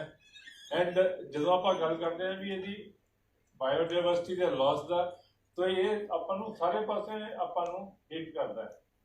भावें अपनी फूड की रिक्वायरमेंट है, भावें अपनी वाटर की रिक्वायरमेंट है, तो भावें अपनी बीमारियां की बीमारियां दी है। जिहड़ियां बीमारियां भी हैं भी एक भी ਵਿੱਚੋਂ ਮਾਈਨਸ ਕਰ ਦਿਓ, ਬਾਇਓਡਾਇਵਰਸਿਟੀ ਦੇ ਵਿੱਚੋਂ ਦੀ ਇੱਕ ਵੀ ਆਰਗੇਨਿਜ਼ਮ ਮਾਈਨਸ ਕਰ ਦਿਓ ਤਾਂ ਮੰਨ ਕੇ ਚੱਲੋ ਵੀ ਤੁਸੀਂ ਜਿਹੜੇ ਬਿਮਾਰੀਆਂ ਹੈ ਉਹ ਵੀ ਜ਼ਿਆਦਾ ਆਉਣਗੀਆਂ। ਔਰ ਕੋਰੋਨਾ ਇਹਦਾ ਇੱਕ ਗਲੇਅਰਿੰਗ ਐਗਜ਼ਾਮਪਲ ਹੈ। ਔਰ ਵਾਟਰ ਪੋਲਿਊਸ਼ਨ ਜਿਹੜੀ ਕਿ ਆਪਾਂ ਗੱਲ ਕਰ ਰਹੇ ਸੀਗੇ, ਮੈਂ ਕਿਹਾ ਜਿਸ ਤੋਂ ਵਧੀਆ ਸਲਾਈਡ ਇਹਦੇ ਵਾਸਤੇ ਕੋਈ ਨਹੀਂ ਹੈ। ਆਪਾਂ ਕਹਿੰਦੇ ਆ ਵੀ ਵਾਟਰ ਪੋਲਿਊਸ਼ਨ ਹੋ ਗਿਆ, ਉਹ ਕਿਵੇਂ ਹੋਇਆ? ਪਹਿਲੀ ਤਾਂ ਗੱਲ ਹੈ ਵੀ ਆਪਾਂ ਜਾਂ ਨਿਊਟ੍ਰੀਐਂਟਸ ਲਾਸ ਜਿਹੜਾ ਕਿ ਪਾਣੀ ਦੇ ਥਰੂ ਜਿਹੜਾ ਆਪਾਂ ਐਕਸੈਸ ਫਰਟੀਲਾਈਜ਼ਰ ਪਾਉਂਦੇ ਆ ਉਹ ਪਾਣੀ ਦੇ ਥਰੂ ਆਪਣੇ ਲੀਚ ਹੋ ਕੇ ਅਲਟੀਮੇਟਲੀ ਆਪਣੀ ਵਾਟਰ ਬੋਡੀਜ਼ 'ਚ ਜਾ ਕੇ ਮਿਲਦਾ ਹੈ। ਉਹ ਫਲਰਿਸ਼ ਕਰਦਾ ਜਿਹੜੀ ਐਲਗੀ ਆਉਂਦੀ ਹੈ। ਐਲਗੀ ਜਿਹੜੀ ਹੈ ਅਲਟੀਮੇਟਲੀ ਆਕਸੀਜਨ ਮਾਈਨਸ ਕਰਨਾ ਸ਼ੁਰੂ ਕਰ ਦਿੰਦੀ ਹੈ ਉਹਦੇ ਚੋਂ, ਤੇ ਜਦੋਂ ਡੀਕੰਪੋਜੀਸ਼ਨ ਫਰਦਰ ਹੁੰਦੀ ਹੈ ਤਾਂ ਜਿਹੜੀ ਆਕਸੀਜਨ ਉਹ ਖਤਮ ਹੋ ਜਾਂਦੀ ਹੈ ਤੇ ਪੰਜਵੀਂ ਸਟੇਜ ਤੇ ਜਾ ਕੇ ਅਲਟੀਮੇਟਲੀ ਆਪਣਾ ਇਕੋਸਿਸਟਮ ਖਤਮ ਹੋਣਾ ਸ਼ੁਰੂ ਹੋ ਜਾਂਦਾ ਹੈ। ਔਰ ਇਹੀ ਬੁੱਢੇ ਨਾਲੇ ਦੇ ਵਿੱਚ ਹੋ ਰਿਹਾ ਇਸ ਟਾਈਮ। ਆਪਾਂ ਜੋ ਗੰਦ ਮੰਦ ਹੈ ਔਰ nitrogen in the farm of, ਕਈ ਵਾਰੀ ਕਿਸ ਨੂੰ ਕਹੋ ਨਾ ਵੀ ਜੀ ਇਹ ਜਿਹੜੀ ਡਾਇਰੀਆਂ ਦਾ ਗੰਦ ਹੈ ਕਿਉਂ ਆਪਾਂ ਪਾ ਰਹੇ ਹਾਂ ਇਹਦੇ ਵਿੱਚ, ਬੜੀ ਗਲਤ ਗੱਲ ਹੈ। ਤਾਂ ਅੱਗੇ ਉਹ ਕਹਿੰਦਾ ਇਹ ਤਾਂ ਜੀ ਫੇਰ ਆਰਗੈਨਿਕ ਹੈ। ਅੱਗੇ ਉਹਦੀ ਜਵਾਬ ਆਉਂਦਾ ਇਹ ਤਾਂ ਫੇਰ ਆਰਗੈਨਿਕ ਹੈ, ਅਸੀਂ ਤਾਂ ਜੀ ਤੁਹਾਨੂੰ ਤੁਸੀਂ ਤਾਂ ਕੈਮੀਕਲ ਪਾਉਂਦੇ ਹੋ। ਪਰ ਮੈਂ ਗਲਤੀ ਕਰ ਰਿਹਾ, ਮੈਂ ਨਹੀਂ ਮੰਨਦੀ ਮੈਂ ਗਲਤੀ ਕਰ ਰਿਹਾ, ਇਹ ਕਹਿੰਦਾ ਵੀ ਦੂਜਾ ਗਲਤੀ ਕਰ ਰਿਹਾ, ਜਦਕਿ ਲਾਸ ਅਲਟੀਮੇਟਲੀ ਸਾਡੇ ਇਨਵਾਇਰਨਮੈਂਟ ਦਾ। ਇਹਨੂੰ ਨਹੀਂ ਮੈਂ ਸਰ एक गैजेट आ गया जी, report this water body was historically clear and used for drinking purposes. ये रिपोर्टेड है। और जे तुसी इत्थे देखोगे immediately under the high bank among the old course, इत्थों दी आ जाओ। हाँ जी हाँ जी, when swollen by floods only that time this water was muddied and that was not used for drinking purpose. ਪਰ ਹੋਰ ਸਾਰੇ ਟਾਈਮ ਦੇ ਵਿੱਚ ਇਹ ਪਾਣੀ ਜਿਹੜਾ ਸਿਰਫ ਤੇ ਸਿਰਫ ਡਰਿੰਕਿੰਗ ਪਰਪਸ ਵਾਸਤੇ ਯੂਜ਼ ਹੁੰਦਾ ਸੀਗਾ। ਜੇ ਉਦੋਂ ਹੋ ਰਿਹਾ ਸੀਗਾ ਤੇ ਇਹਨੂੰ ਹੁਣ ਉਸ ਟਾਈਮ ਵੀ ਇਹਦੇ ਵਿੱਚ ਗੰਦ ਪੈ ਸਕਦਾ ਸੀ ਪਰ ਨਹੀਂ ਪਾਇਆ ਗਿਆ। ਇਹਦਾ ਮਤਲਬ ਹੈ ਵੀ ਆਪਾਂ ਨੂੰ ਆਪਣੀ ਜਿਹੜੀ ਆਪਣੀ ਤਰੱਕੀ ਆ ਉਹਨੂੰ ਸਸਟੇਨੇਬਿਲਿਟੀ ਵੱਲ ਜਾਣਾ ਪਏਗਾ। ਆਪਾਂ ਨੂੰ ਆਜ਼ਾਦੀ ਮਿਲ ਗਈ ਗੰਦ ਪਾਉਣ ਦੀ, ਹਾਂਜੀ ਇਹ ਵੀ ਕਿਹਾ ਜਾ ਸਕਦਾ ਕਿਉਂਕਿ ਸਭ ਤੋਂ ਵੱਡੀ ਗੱਲ ਹੈ ਕਈ ਵਾਰੀ ਲੱਗਦਾ ਹੈ ਵੀ ਆਪਾਂ ਨੂੰ ਲੱਗਦਾ ਵੀ ਆਪਾਂ ਨੂੰ ਤਰੱਕੀ ਕਰਨੀ ਚਾਹੀਦੀ ਹੈ, ਆਪਾਂ ਨੂੰ ਹਰੇਕ ਚੀਜ਼ ਵਧੀਆ ਸੁਵਿਧਾ ਮਿਲਣੀ ਚਾਹੀਦੀ ਹੈ, ਪਰ ਉਹ ਸੁਵਿਧਾ ਆਪਾਂ ਨੂੰ ਉਦੋਂ ਹੀ ਮਿਲਦੀ ਹੈ ਆਪਾਂ ਨੂੰ ਐਟ ਦਾ ਕਾਸਟ ਨਹੀਂ ਮਿਲਣੀ ਚਾਹੀਦੀ, at the caste of the environment ਨਹੀਂ ਮਿਲਣੀ ਚਾਹੀਦੀ। ਉਹ ਸੁਵਿਧਾ ਜਿਹੜੀ ਹੈ ਉਹ ਸਸਟੇਨੇਬਲ ਹੋਣੀ ਚਾਹੀਦੀ ਹੈ ਵੀ ਮੇਰਾ ਆਸ-ਪਾਸ ਦਾ ਵਾਤਾਵਰਨ, ਕਿਉਂਕਿ ਜਦੋਂ ਮੈਂ ਆਪਣਾ ਆਸ-ਪਾਸ ਦਾ ਵਾਤਾਵਰਨ ਖਰਾਬ ਕਰ ਰਿਹਾ ਤਾਂ ਉਹਦੇ ਵਿੱਚ ਮੇਰੀ ਸਭ ਤੋਂ ਵੱਡੀ ਸਮੱਸਿਆ ਕੀ ਹੈ ਵੀ ਮੈਂ ਆਪਣੇ ਲਈ ਤਾਂ ਖਰਾਬ ਕਰ ਹੀ ਰਿਹਾ, ਨਾਲ ਮੈਂ ਦੂਜਿਆਂ ਦਾ ਵੀ ਹੱਕ ਛੀਨ ਰਿਹਾ, ਭਾਵੇਂ ਉਹ ਐਨੀਮਲਸ ਹੈ, ਭਾਵੇਂ ਉਹ ਐਕੁਆਟਿਕ ਲਾਈਫ ਹੈ, ਕੁਝ ਵੀ ਹੈ, ਮੈਂ ਸਾਰਿਆਂ ਦਾ ਹੱਕ ਛੀਨ ਕੇ ਆਪਣੇ ਵਾਸਤੇ ਉਹਨੂੰ ਠੀਕ ਕਰੀ ਜਾ ਰਿਹਾ। ਪਰ ਉਹ ਵੀ ਅਲਟੀਮੇਟਲੀ ਉਹ ਮੇਰੇ ਵਾਸਤੇ ਵੀ ਠੀਕ ਨਹੀਂ ਹੈ। ਇੱਕ ਉਹੀ ਹੈ ਵੀ ਉਹ ਕਹਿੰਦੇ ਵੀ ਭਸਮਾਸੁਰੀ ਹੈ, ਅਲਟੀਮੇਟਲੀ ਆਪਣੇ ਆਪ ਨੂੰ ਹੀ ਅਸੀਂ ਖਤਮ ਕਰ ਰਹੇ। ਔਰ ਅਗਰ ਜੇ ਅਸੀਂ ਪਰਮਿਸਿਬਲ ਲਿਮਿਟਸ ਦੀ ਗੱਲ ਕਰੀਏ ਕਿ ਮੇਰਾ ਅੱਜ ਜ਼ਿਆਦਾ ਇਹ ਸੀਗਾ ਵੀ ਕਿ ਜਿਹੜੇ ਸੈਂਪਲਿੰਗ ਕੀਤੀ ਹੈ ਉਹਦੇ ਰਿਜ਼ਲਟਸ ਦੇਣੇ ਸੀ ਮੈਂ, ਤੇ ਜੇ ਪਰਮਿਸਿਬਲ ਲਿਮਿਟਸ ਦੀ ਗੱਲ ਕਰੀਏ ਤਾਂ ਮੈਨੂੰ ਕਈ ਵਾਰੀ ਬੜੀ ਹੈਰਾਨੀ ਹੁੰਦੀ ਹੈ ਵੀ ਆਪਣੇ ਕੋਲ ਜਿਹੜੀ CPCB ਦੇ ਨੋਰਮਸ ਉਹ ਜ਼ਿਆਦਾ ਸਟ੍ਰਿੰਜੈਂਟ ਹੈ ਬਜਾਏ ਦੇ ਕਿ ਹੂ ਦੇ ਜਾਂ USCPA ਦੇ ਜਾਂ ISI ਦੇ ਜਾਂ ਈਵਨ ICMR ਦੀਆਂ guidelines. CPCB has more stricter norms ਔਰ ਉਹ ਆਪਾਂ ਨੂੰ ਕੱਲ ਦੀ ਜਿਹੜੀ ਅਖਬਾਰ ਦੀ ਨਿਊਜ਼ ਵੀ ਆਈ ਉਤੋਂ ਵੀ ਧਿਆਨ ਜਾਂਦਾ ਹੈ ਵੀ ਹਾਂ ਦੇ ਆਰ ਡੂਇੰਗ ਸਮਥਿੰਗ, ਭਾਵੇਂ ਜਿੱਦਾਂ ਮਰਜ਼ੀ ਕਰਦੇ ਨੇ ਜਾਂ ਕਿਹੜੀ ਪੋਲੀਟੀਕਲ ਕੰਪਲਸ਼ਨਸ ਕਰ ਰਹੇ ਉਹ ਬਾਅਦ ਦੀ ਗੱਲ ਹੈ। ਤੇ CPCB ਦੇ ਮੁਤਾਬਿਕ ਮਰਕਰੀ, ਕੈਡਮੀਅਮ, ਆਰਸਨਿਕ ਤੇ ਲੈਡ ਇਹ ਬਿਲਕੁਲ ਨਹੀਂ ਹੋਣਾ ਚਾਹੀਦਾ, ਇਹਦੀ ਕੋਈ ਰਿਲੈਕਸੇਸ਼ਨ ਨਹੀਂ ਹੈ, ਇਹ ਪਾਣੀ ਦੇ ਵਿੱਚ ਬਿਲਕੁਲ ਨਹੀਂ ਹੋਣਾ ਚਾਹੀਦਾ। ਜੇ ਹੈਗਾ ਤੇ ਇਹ ਕਾਰਸੀਨੋਜੈਨਿਕ ਹੈ, that leads to cancer। and ਮੈਂ ਹਮੇਸ਼ਾ ਇਹ ਮੰਨਦਾ ਵੀ polluted water is more responsible for cancer। ਆਪਾਂ ਦੇਖੀਏ ਵੀ ਜਦੋਂ ਆਪਾਂ ਹਰੀਕੇ ਤੋਂ ਅੱਗੇ ਜਾਂਦੇ ਹਾਂ, ਹਰੀਕੇ ਤੇ ਇਹ ਸਾਰਾ ਪਾਣੀ ਜਾ ਕੇ ਹਰੀਕੇ ਤੇ ਮਿਲਦਾ ਹੈ, ਤਾਂ ਹਰੀਕੇ ਤੋਂ ਅੱਗੇ ਅਸੀਂ ਕੈਨਾਲ ਦਿੰਦੇ ਹਾਂ, ਭਾਵੇਂ ਉਹ ਫਰੀਦਕੋਟ ਨੂੰ ਜਾ ਰਹੀ ਹੈ, ਉਹ ਸਾਰੇ ਏਰੀਏ ਨੂੰ ਫੀਡ ਕਰਦੀ ਹੈ ਇਹ ਕੈਨਾਲ, ਤੇ ਉਹਨਾਂ ਦੀ ਡਰਿੰਕਿੰਗ ਵਾਟਰ ਸਪਲਾਈ ਵੀ ਇਸੇ ਕੈਨਾਲ ਦੇ ਪਾਣੀ ਤੋਂ ਆਉਂਦੀ ਹੈ। ਔਰ ਜੇ ਉਸ ਤੋਂ ਅੱਗੇ ਚਲੇ ਜਾਈਏ, ਆਪਣਾ ਸੈਣੀ ਵਾਲਾ ਬਰਾਜ ਤੇ ਚਲੇ ਜਾਈਏ, ਉੱਥੇ ਦਾ ਪਿੰਡਾਂ ਦੇ ਹਾਲਾਤ ਹੀ ਬਹੁਤ ਮਾੜੇ ਨੇ।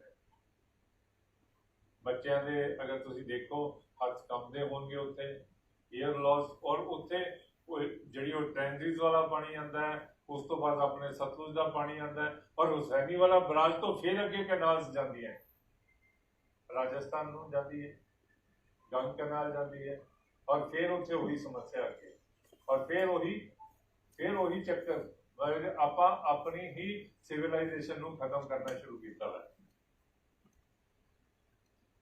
ਤੇ ਜੇ ਗੱਲ ਕਰੀਏ ਵੀ ਇਹਨਾਂ ਦੀ ਮਾੜੇ ਅਸਰ ਕੀ ਨੇ, ਤੇ PHEC ਦਾ ਤਾਂ ਆਪਾਂ ਨੂੰ ਪਤਾ ਹੀ ਹੈ ਵੀ ਐਸਿਡਿਕ ਪਾਣੀ ਹੋ ਗਿਆ, pH ਦੇ ਨਾਲ mucus membrane taste disorder, EC ਨਾਲ ਵੀ ਟੇਸਟ ਡਿਸਆਰਡਰ, ਤੇ ਲੈਡ ਦੀ ਟੌਕਸਿਸਿਟੀ ਹੋਵੇ ਤੇ it leads to anaemia, nervous system failure, then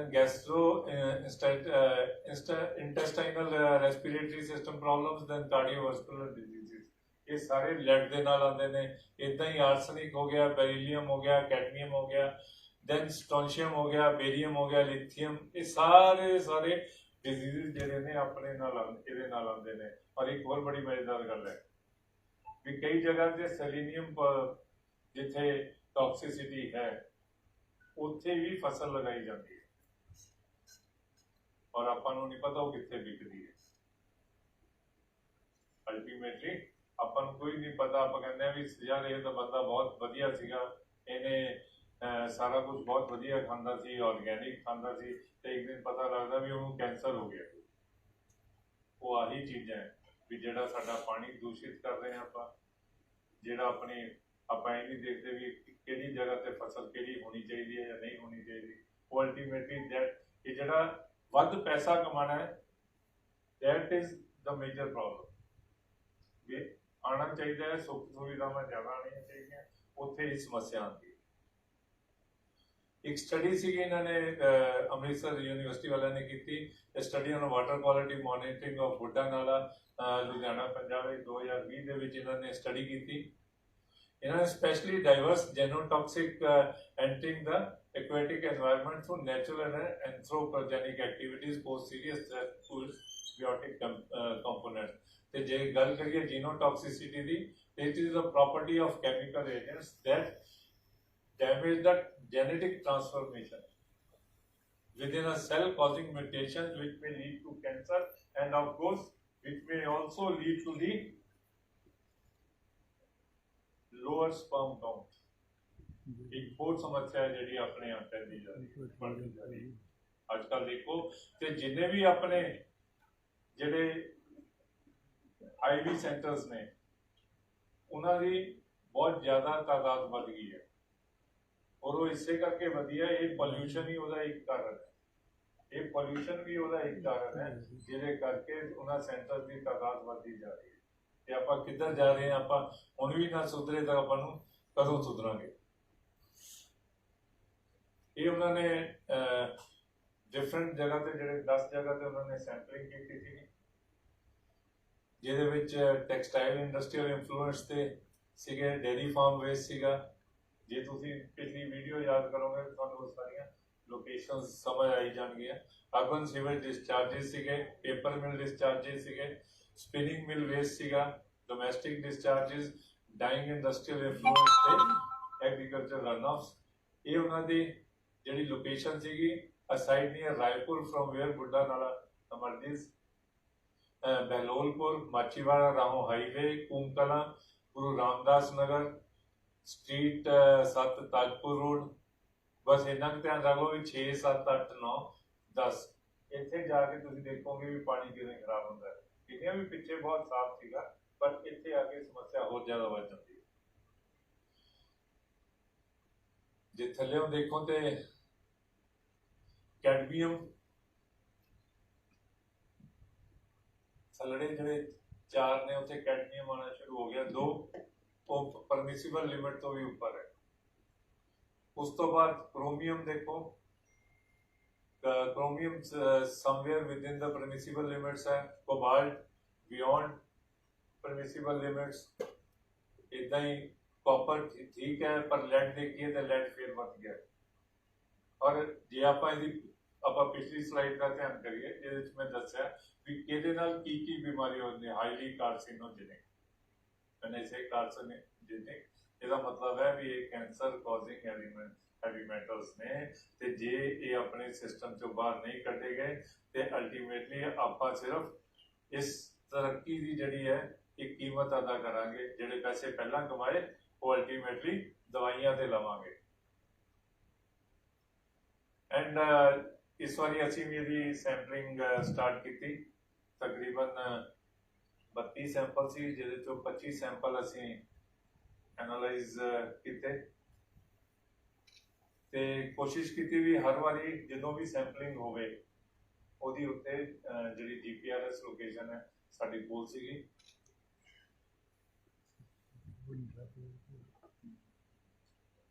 ਇਹਦੇ ਵਿੱਚ ਦੇਖੋਗੇ ਤੇ ਆਰਸੈਨਿਕ ਜਿਹੜੀ ਕਿ ਨੋ ਰਿਲੈਕਸੇਸ਼ਨ, ਉਹ ਪੂਰੇ ਰਸਤੇ 'ਚ ਆਪਾਂ ਨੂੰ ਆਰਸੈਨਿਕ ਮਿਲਦਾ ਹੈ। ਇੱਦਾਂ ਹੀ ਕ੍ਰੋਮੀਅਮ ਹੈ, ਇੱਦਾਂ ਹੀ ਆਪਣੇ ਕੋਲ ਲੈਡ ਹੈ ਤੇ ਨਾਲ ਹੈ ਮੈਂਗਨੀਜ਼। ਐਂਡ ਮੈਂਗਨੀਜ਼ ਵੀ ਹਾਇਰ ਰੇਂਜ ਦੇ ਵਿੱਚ ਜਾਂਦਾ ਤੇ ਨਾਲ ਨਿਕਲ ਹੈ। ਇਹ ਸਾਰੇ ਐਲੀਮੈਂਟਸ ਜਿਹੜੇ ਨੇ ਆਪਣੇ ਕੋਲ ਹਾਇਰ ਰੇਂਜ ਦੇ ਵਿੱਚ ਆਏ। ਇਹਦੇ ਨਾਲ ਆਪਣੇ ਹਰੇਕ ਦੀ GPRS ਲੋਕੇਸ਼ਨਸ ਹੈ। ਆਫ ਕੋਰਸ ਜਿਹੜਾ ਉਹ ਵਾਲਾ ਮੈਪ ਹੈ ਉਹ ਦੈਟ ਵੀ ਵਿਲ ਜਨਰੇਟ। ਇਹ ਤਕਰੀਬਨ 18 ਦਸੰਬਰ ਤੋਂ ਨਵੰਬਰ 'ਚ ਸ਼ੁਰੂ ਹੋਈ ਸੀਗੀ ਇਹ ਯਾਤਰਾ, ਤੇ ਅਸੀਂ 18 ਦਸੰਬਰ ਨੂੰ ਜੁਆਇਨ ਕੀਤਾ ਸੀ ਇਹਨਾਂ ਦੇ ਨਾਲ। ਤੇ I made it a point ਵੀ ਇਨ ਕੇਸ ਜੇ ਮੈਂ ਨਹੀਂ ਹੋਵਾਂਗਾ ਤੇ ਮੇਰੇ ਜਿਹੜੇ ਸਟੂਡੈਂਟਸ ਹੈ ਉਹ ਜ਼ਰੂਰ ਇਸ ਜਗ੍ਹਾ ਤੇ ਜਾ ਕੇ ਸੈਂਪਲਿੰਗ ਕਰਾਂਗੇ। ਤੇ ਪੰਕਜ ਸ਼ਰਮਾ ਤੇ ਨਾਲ ਸੰਜੇ ਸਾਡਾ ਦਫ਼ਤਰ 'ਚ ਕੰਮ ਕਰਦੇ ਨੇ। ਪੰਕਜ ਮੇਰਾ ਸਟੂਡੈਂਟ ਵੀ ਹੈ ਤੇ ਇਹਨਾਂ ਨੇ ਸਾਰੀਆਂ ਸੈਂਪਲਿੰਗ ਕੀਤੀਆਂ।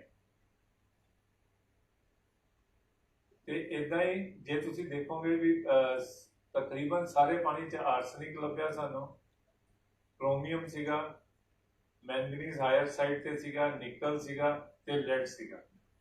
ਇਹ ਸਾਰੇ ਦੀ ਸਾਰੇ ਇਹ ਸਾਰਾ ਪਾਣੀ ਜਿਹੜਾ ਹੈ ਖਰਾਬ ਉੱਥੋਂ ਦੀ ਚੱਲ ਰਿਹਾ ਰਾਈਟ ਫਰੋਮ ਦਾ ਬਿਗਨਿੰਗ। ਜਿਹਨੂੰ ਆਪਾਂ ਪਹਿਲਾਂ ਕਹਿੰਦੇ ਸੀ ਨਾ ਵੀ ਆਰਗੈਨਿਕ ਪਾ ਰਹੇ ਆ ਜੀ, ਆਰਗੈਨਿਕ ਪੋਲਿਊਟੈਂਟਸ ਨੇ, ਉਹ ਚਲੋ ਉਹਦਾ ਤਾਂ ਕੁਝ ਨਹੀਂ ਹੁੰਦਾ, ਉਹਨਾਂ ਦੇ ਉੱਥੇ ਵੀ ਹਾਲਾਤ ਮਾੜੇ ਨੇ, ਉੱਥੇ ਵੀ ਇੰਡਸਟਰੀ ਕੁਝ ਨਾ ਕੁਝ ਪਾ ਰਹੀ ਹੈ। That's all ਜੀ। And if you do not kill it, it will kill you, and that is the only way। ਇਹਨੂੰ ਆਪਾਂ ਨੂੰ we have to take an action against it। We have to make aware every person living in Ludhiana that it is he who is creating a pollution, and pollution not for himself but he is creating cancer for the persons who are living the downstream। Thank you।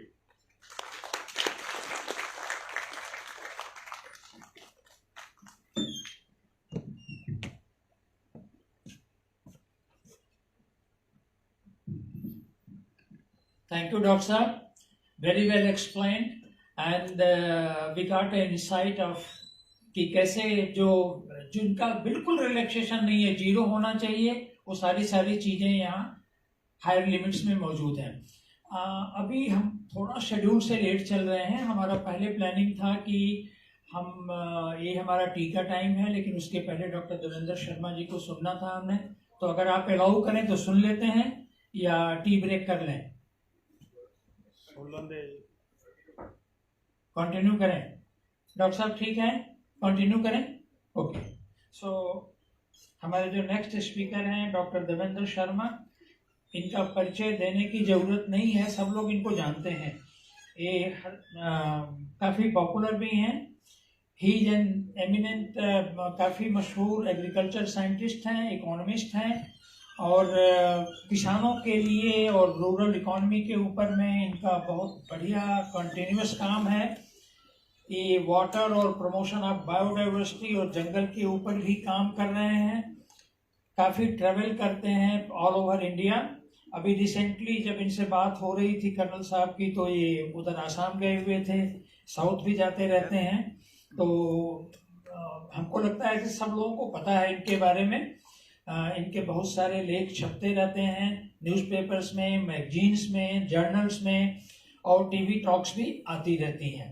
तो मैं invite करूंगा doctor Devendra Sharma ji को, please sir. और इसके बाद हम tea break लेंगे।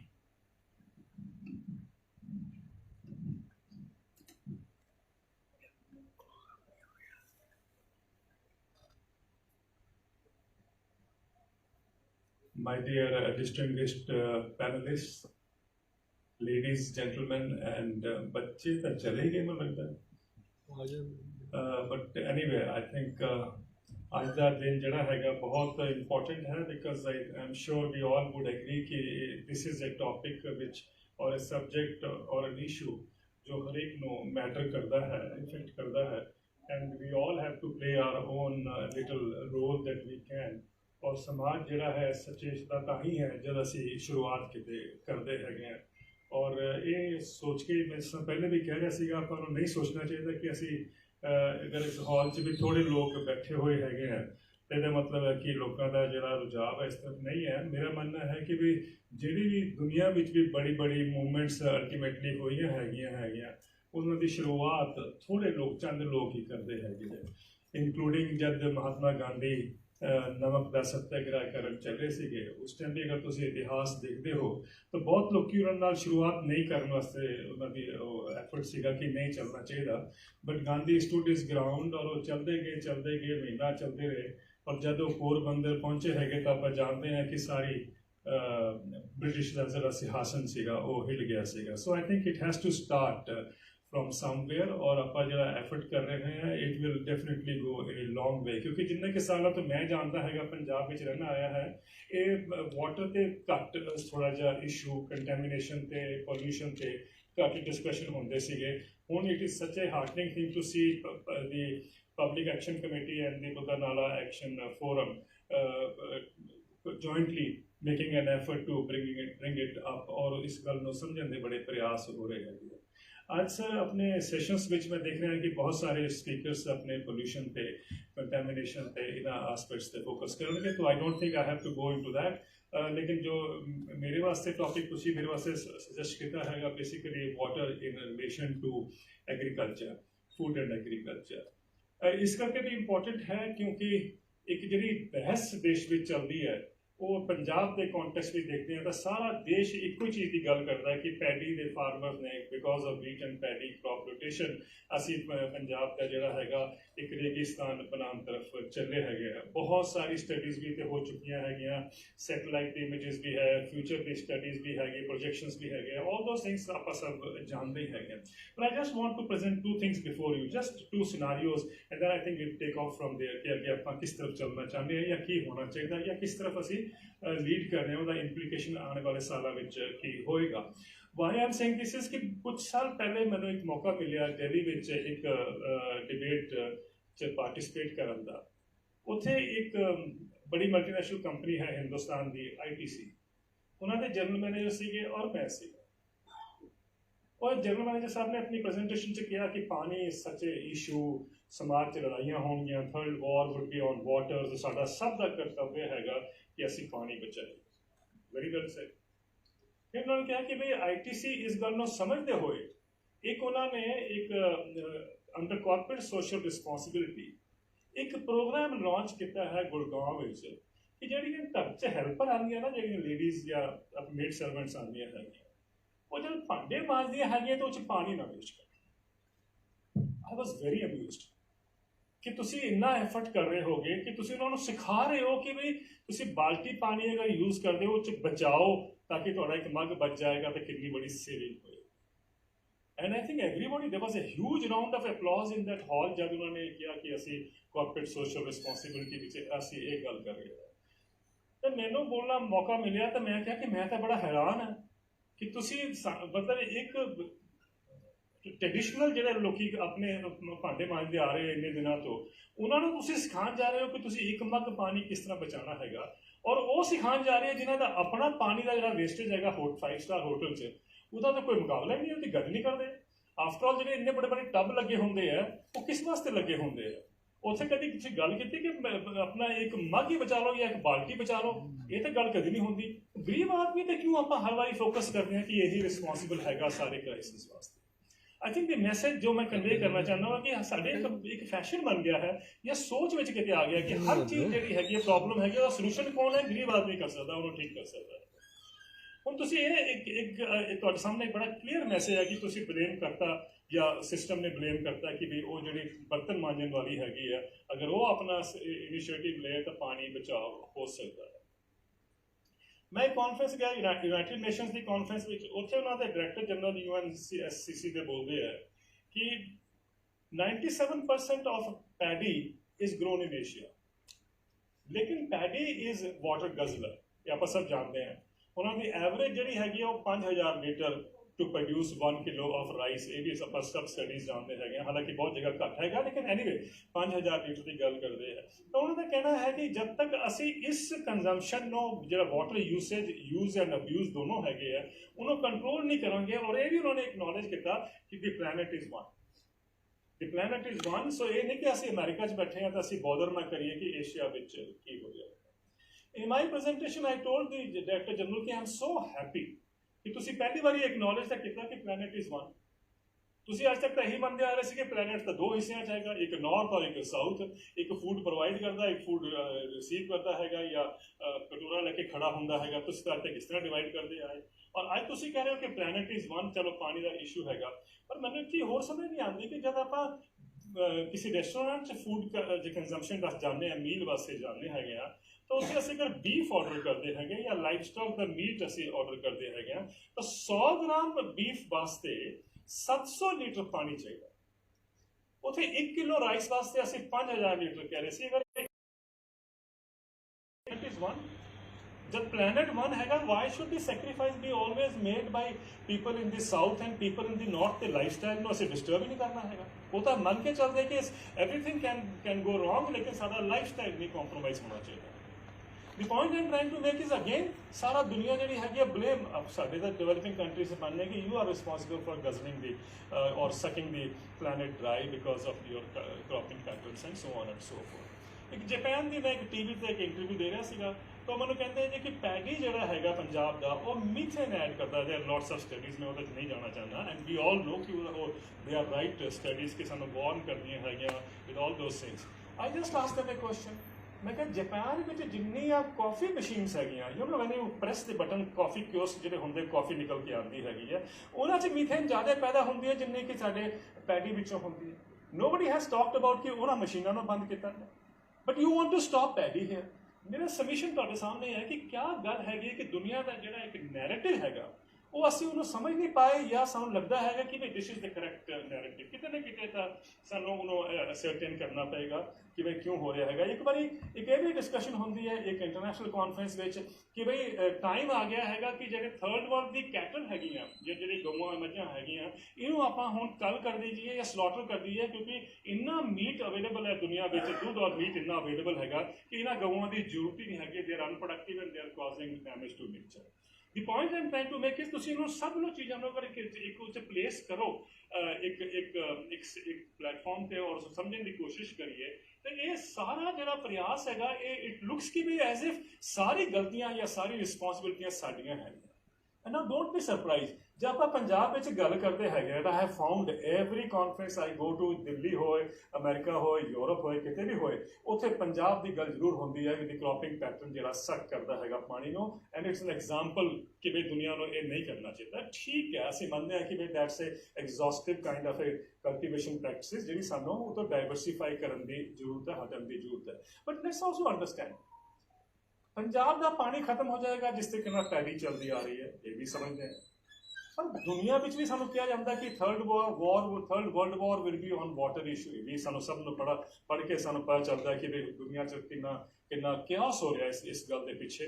ਜਾਂ ਜਿਸ ਤਰ੍ਹਾਂ ਹੁਣ ਕਿਹਾ ਗਿਆ ਕਿ ਵੀ ਕੇਪ ਟਾਊਨ ਵਿੱਚ ਪਾਣੀ ਨਹੀਂ ਹੋਏਗਾ ਨਹਾਉਣ ਵਾਸਤੇ, आई थिंक द मैसेज सानू बहुत अच्छा मिलता है कि we have to save water.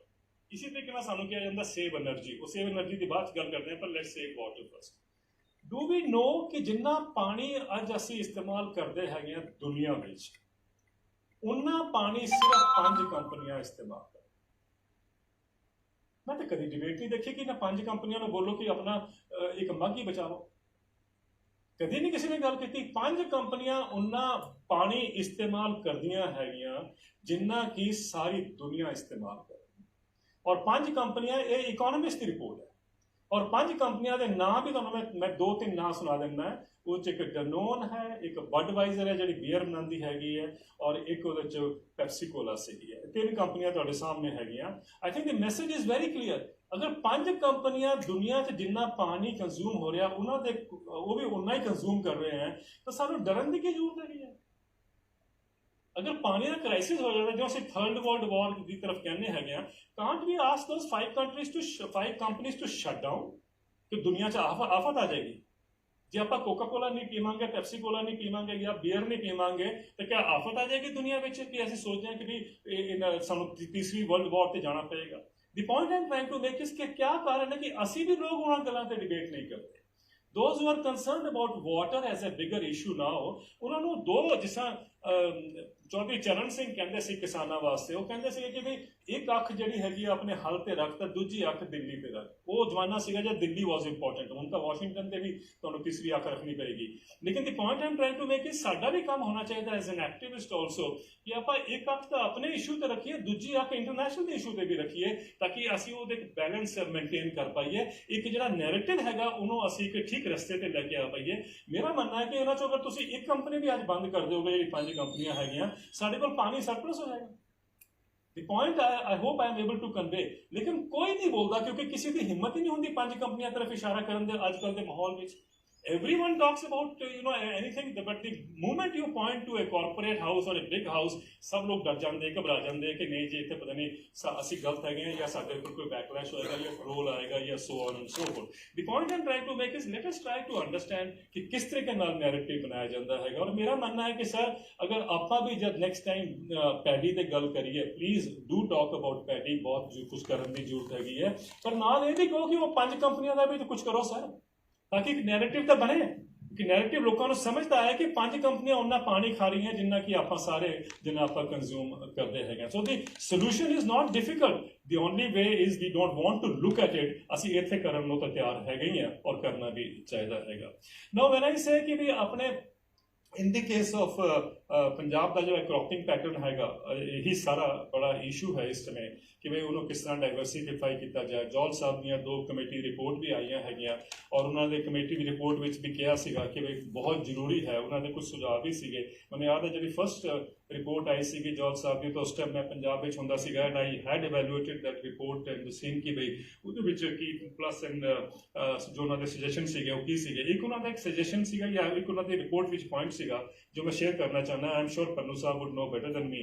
उहदे विच ये कहा सीगा जॉल साहब ने पहली कमेटी रिपोर्ट विच कि अगर असी क्योंकि डाइवर्सिफाई करना चाहते हैं पैडी तो पैडी से डाइवर्सिफाई किस चीज़ करेंगे, fruits and vegetables was the prominent category जिस असी आना है। तो उन्होंने कहना सीगा अगर 1% फ्रूट्स एंड वेजिटेबल की प्रोडक्शन पंजाब में बढ़ जाती है तो it will cause an unmanageable glut. मैंने नहीं पता वो बाद कितनी इंप्रूवमेंट होगी कि अगर 1% बढ़ जाती है तो असी उस गलट को मैनेज कर सकते हैं कि नहीं कर सकते हैं।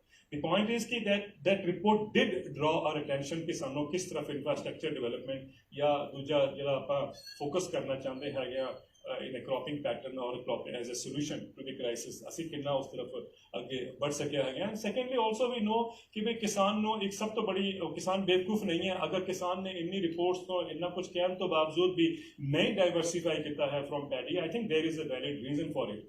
जिस तरह आप जानते ही हैं कि भाई अगर किसान नो अज भी देख रहे हैं कि मक्की का भाव देख लो तुसी ਮਸਟਰਡ ਦਾ ਭਾਅ ਦੇਖ ਲਓ ਮਾਰਕੀਟ ਵਿੱਚ ਜਿਸ ਤਰੀਕੇ ਨਾਲ ਪ੍ਰਾਈਸਿਸ ਕ੍ਰੈਸ਼ ਹੁੰਦੇ ਪਏ ਹੈਗੇ ਇਸ ਸਮੇਂ ਵੀ MSP ਤੋਂ ਘੱਟ ਮਸਟਰਡ ਦਾ ਦਾਮ ਮਿਲਦਾ ਪਿਆ, ਮੱਕੀ ਦਾ ਦਾਮ ਮਿਲਦਾ ਪਿਆ ਹੈਗਾ। Obviously why would farmer go into crop ਜਿੱਥੇ ਉਹਨੂੰ ਅਸ਼ੋਰਡ ਇਨਕਮ ਨਾ ਮਿਲੇ।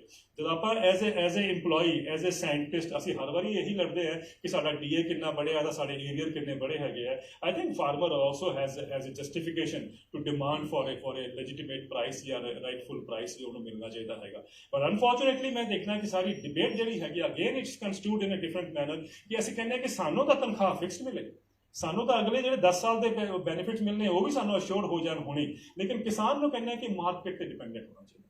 ਮਾਰਕੀਟ ਇਜ਼ ਦ ਬੈਸਟ ਜੱਜ ਫॉर ਦੀ ਪ੍ਰਾਈਸ। अगर मार्केट इज द बेस्ट जज for the kind of price that the farmer get, मैं तो कहना चाहता कि दुनिया विच, and I am saying again, दुनिया विच किसी भी देश विच मार्केट्स ने किसानों की मदद नहीं की।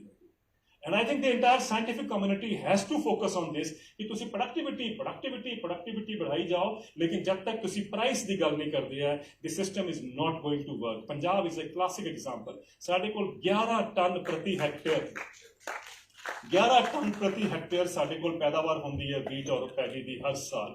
उसके बावजूद भी Punjab has become a hotspot of farmer suicides.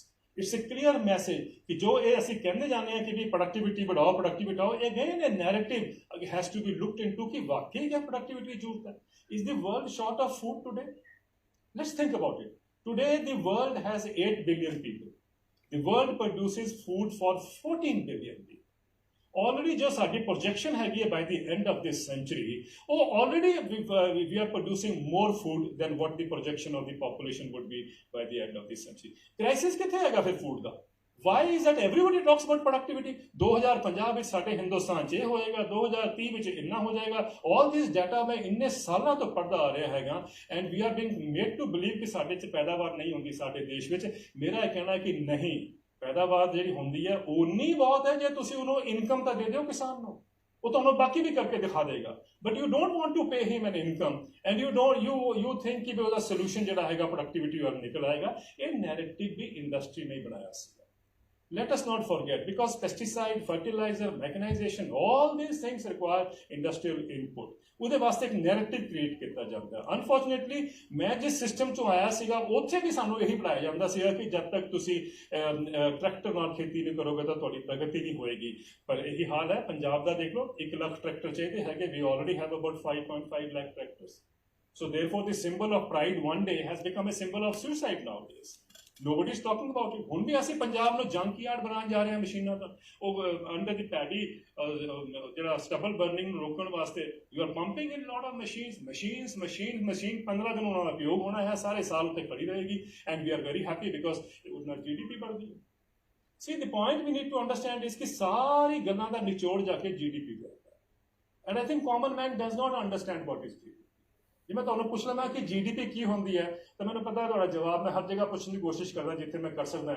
ਉੱਥੇ ਜਵਾਬ ਮੈਨੂੰ ਮਿਲਦਾ ਸਰ ਜੋ ਡੈਫੀਨੇਸ਼ਨ ਮੈਂ ਵੀ ਪੜ੍ਹੀ ਸੀਗੀ ਕਾਲਜ ਯੂਨੀਵਰਸਿਟੀ ਵਿੱਚ ਕਿ it is the value of the gross product services and goods and ਜੋ ਵੀ ਹੈ ਤੁਸੀਂ ਉਹੀ ਕੋਟਾ ਲਗਾ ਕੇ ਜਿਹੜਾ ਤੁਸੀਂ ਪੜ੍ਹਿਆ ਸੀਗਾ ਉਸ ਜ਼ਮਾਨੇ ਦਾ ਉਹ ਮੈਂ ਵੀ ਲਗਾ ਸਕਦਾ। But the fact of the matter is what is GDP?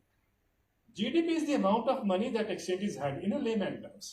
in a legal ਹੋਏ in the exchange। ਹੁਣ ਤੁਸੀਂ ਪਾਣੀ ਦੀ ਗੱਲ ਕੀਤੀ ਹੈ। ਮੈਨੂੰ ਯਾਦ ਹੈ ਕਿ ਆਪਣੇ ਮੱਧ ਪ੍ਰਦੇਸ਼ ਦੇ ਚੀਫ ਮਿਨਿਸਟਰ ਸਾਹਿਬ ਨੇ ਇੱਕ ਕਾਨਫਰੰਸ ਵਿੱਚ ਜਿੱਥੇ ਮੈਂ ਵੀ ਸੀਗਾ ਉਹਨਾਂ ਨੇ ਕਿਹਾ ਕਿ ਮੈਂ ਨਰਮਦਾ ਪੁੱਤਰ ਹਾਂ। ਨਰਮਦਾ ਦੇ ਉੱਪਰ ਉਹਦੇ ਕਾਨਫਰੰਸ ਹੋਈ ਸੀ ਕਿ ਨਰਮਦਾ ਦੇ ਉੱਪਰ ਹੀ ਨੇਮਡ ਆਪਣੇ ਆਪ ਨੂੰ ਉਹਨਾਂ ਨੇ ਕਿਹਾ ਕਿ ਮੈਂ ਨਰਮਦਾ ਪੁੱਤਰ ਹੂੰ because I was born on the banks of Narmada river. Great thing. ਔਰ ਮੈਂ ਨਰਮਦਾ ਨੂੰ ਸਾਫ਼ ਰੱਖਣਾ ਚਾਹੁੰਦਾ ਹੈਗਾ। ਉਹ ਜੋ ਵੀ ਅਸੀਂ ਜੋ ਸੁਣਨੇ ਚਾਹੁੰਦੇ ਹੈਗੇ ਜਾਂ ਉਹਨਾਂ ਨੇ ਸਾਰੀ ਪ੍ਰੋਮਿਸ ਕੀਤੀ। ਪਰ ਐਂਡ ਵਿੱਚ ਇੱਕ ਗੱਲ ਕਰੋ ਕਹਿੰਦੇ ਲੇਕਿਨ ਜਦ ਵਿਕਾਸ ਦੀ ਗੱਲ ਆਉਂਦੀ ਹੈ ਤਾਂ ਮੈਂ ਕਨਫਿਊਜ਼ ਹੋ ਜਾਂਦਾ। ਵਿਕਾਸ ਮਤਲਬ GDP। ਮੈਂ ਆਪਣੀ ਪ੍ਰੈਜੈਂਟੇਸ਼ਨ 'ਚ ਕਿਹਾ ਕਿ ਸਰ ਮੈਂ ਤਾਂ ਵਿਕਾਸ ਦਾ ਤੁਹਾਨੂੰ ਜਵਾਬ ਦੇ ਦਿੰਦਾ। ਪਰਹੈਪਸ ਇਟ ਵਿਲ ਹੈਲਪ ਯੂ। ਜੇ ਤੁਸੀਂ ਵਿਕਾਸ ਕਰਨਾ ਚਾਹੁੰਦੇ ਹੋ ਨਾ ਤਾਂ ਨਦੀ ਨੂੰ ਤੁਸੀਂ ਗੰਦਾ ਕਰੋ। ਜਿੰਨਾ ਤੁਸੀਂ ਨਦੀ ਨੂੰ ਗੰਦਾ ਕਰੋਗੇ ਉਨਾ ਤੁਹਾਡਾ ਵਿਕਾਸ ਜਾਵੇਗਾ। ਨਾ ਡੋਂਟ ਗੈਟ ਮੀ ਰੌਂਗ। ਉਹਦਾ ਤਰੀਕਾ ਇਹ ਹੈ ਕਿ ਪਹਿਲੇ ਤੁਸੀਂ ਇੰਡਸਟਰੀ ਲਗਾਈ ਜਿਹੜੀ ਪੋਲੂਟਿੰਗ ਇੰਡਸਟਰੀ ਜਿਹੜਾ ਬੁੱਧਾ ਨਾਲਾ ਦੇ ਆਸ-ਪਾਸ ਜਾਂ ਲੁਧਿਆਣੇ 'ਚ ਆਪਾਂ ਇੰਡਸਟਰੀ ਲਗਾਈ ਹੈ ਉਹ GDP बढ़ ਗਈ। ਜਦੋਂ GDP बढ़ ਗਈ ਤਾਂ ਪੋਲੂਸ਼ਨ ਜਿਹੜਾ ਆਇਆ ਗੰਦਾ ਨਾਲਾ ਹੋਇਆ ਤੁਹਾਡਾ ਤੁਸੀਂ ਕਹਿ ਰਹੇ ਹੋ ਕਿ ਬਈ ਇਹ ਤਾਂ it is a kind of ਜਿਹੜਾ ਕਾਲਾ ਪਾਣੀ ਦੀ ਸਜ਼ਾ ਤੇ ਇੱਥੇ ਲੋਕਾਂ ਨੂੰ ਮਿਲ ਰਹੀ ਹੈਗੀ ਹੈ। तो काला पानी हो गया हैगा, फिर तुसी उन्हों 1000 करोड़ रुपए का प्रोजेक्ट लेके आओगे साफ करने वास्ते, तो GDP फिर बढ़ गई। जब तुसी पानी पींदे हो बुद्धा नाला दा, तो ऑब्वियसली यू फॉल सिक, जी तुसी डॉक्टर कोल गए, डॉक्टर ने फीस ਲਈ, ਤੁਸੀਂ ਫੀਸ ਦਿੱਤੀ, GDP ਫਿਰ बढ़ गई। तो 3 ਵਾਰੀ ਤੁਸੀਂ ਗੰਦਾ ਨਾਲਾ ਕਰਦੇ ਹੋ, ਨਾਲਾ ਨਦੀ ਗੰਦੀ ਕਰਦੇ ਹੋ, ਤਾਂ ਤੁਹਾਡੀ GDP 3 ਵਾਰ बढ़ ਜਾਂਦੀ ਹੈ। So policy makers have no interest, ਉਹ ਤਾਂ GDP बढ़ाਣੀ ਚਾਹੁੰਦੇ ਸਾਰੇ, ਔਰ ਕਿਸੇ ਨੂੰ ਕੋਈ, ਤਾਂ ਹੀ ਤੁਸੀਂ ਦੇਖਦੇ ਹੋ ਕਿ ਭਈ ਇੱਕ ਵਾਰੀ ਕੋਈ ਚੀਫ ਮਿਨਿਸਟਰ ਬੋਲ ਆਂਦਾ ਕਿ ਭਈ ਅਸੀਂ ਇਸ ਸ਼ੂਗਰ ਮਿਲ ਤੋਂ ਪੋਲੂਸ਼ਨ ਨਹੀਂ ਹੋਣ ਦੇਵਾਂਗੇ, ਉਹਦੇ ਬਾਅਦ ਉਹਦੇ ਉੱਪਰ ਗੱਲ ਹੀ ਨਹੀਂ ਹੁੰਦੀ ਕਦੀ, because nobody wants to touch that that investment ਜਿਹਦੇ ਨਾਲ GDP बढ़ਦੀ ਹੈਗੀ ਹੈ। So we believe in that. मेरा submission सिर्फ ਤੁਹਾਡੇ ਸਾਹਮਣੇ ਹੈ कि let us look beyond that and to see where does it narrow down to.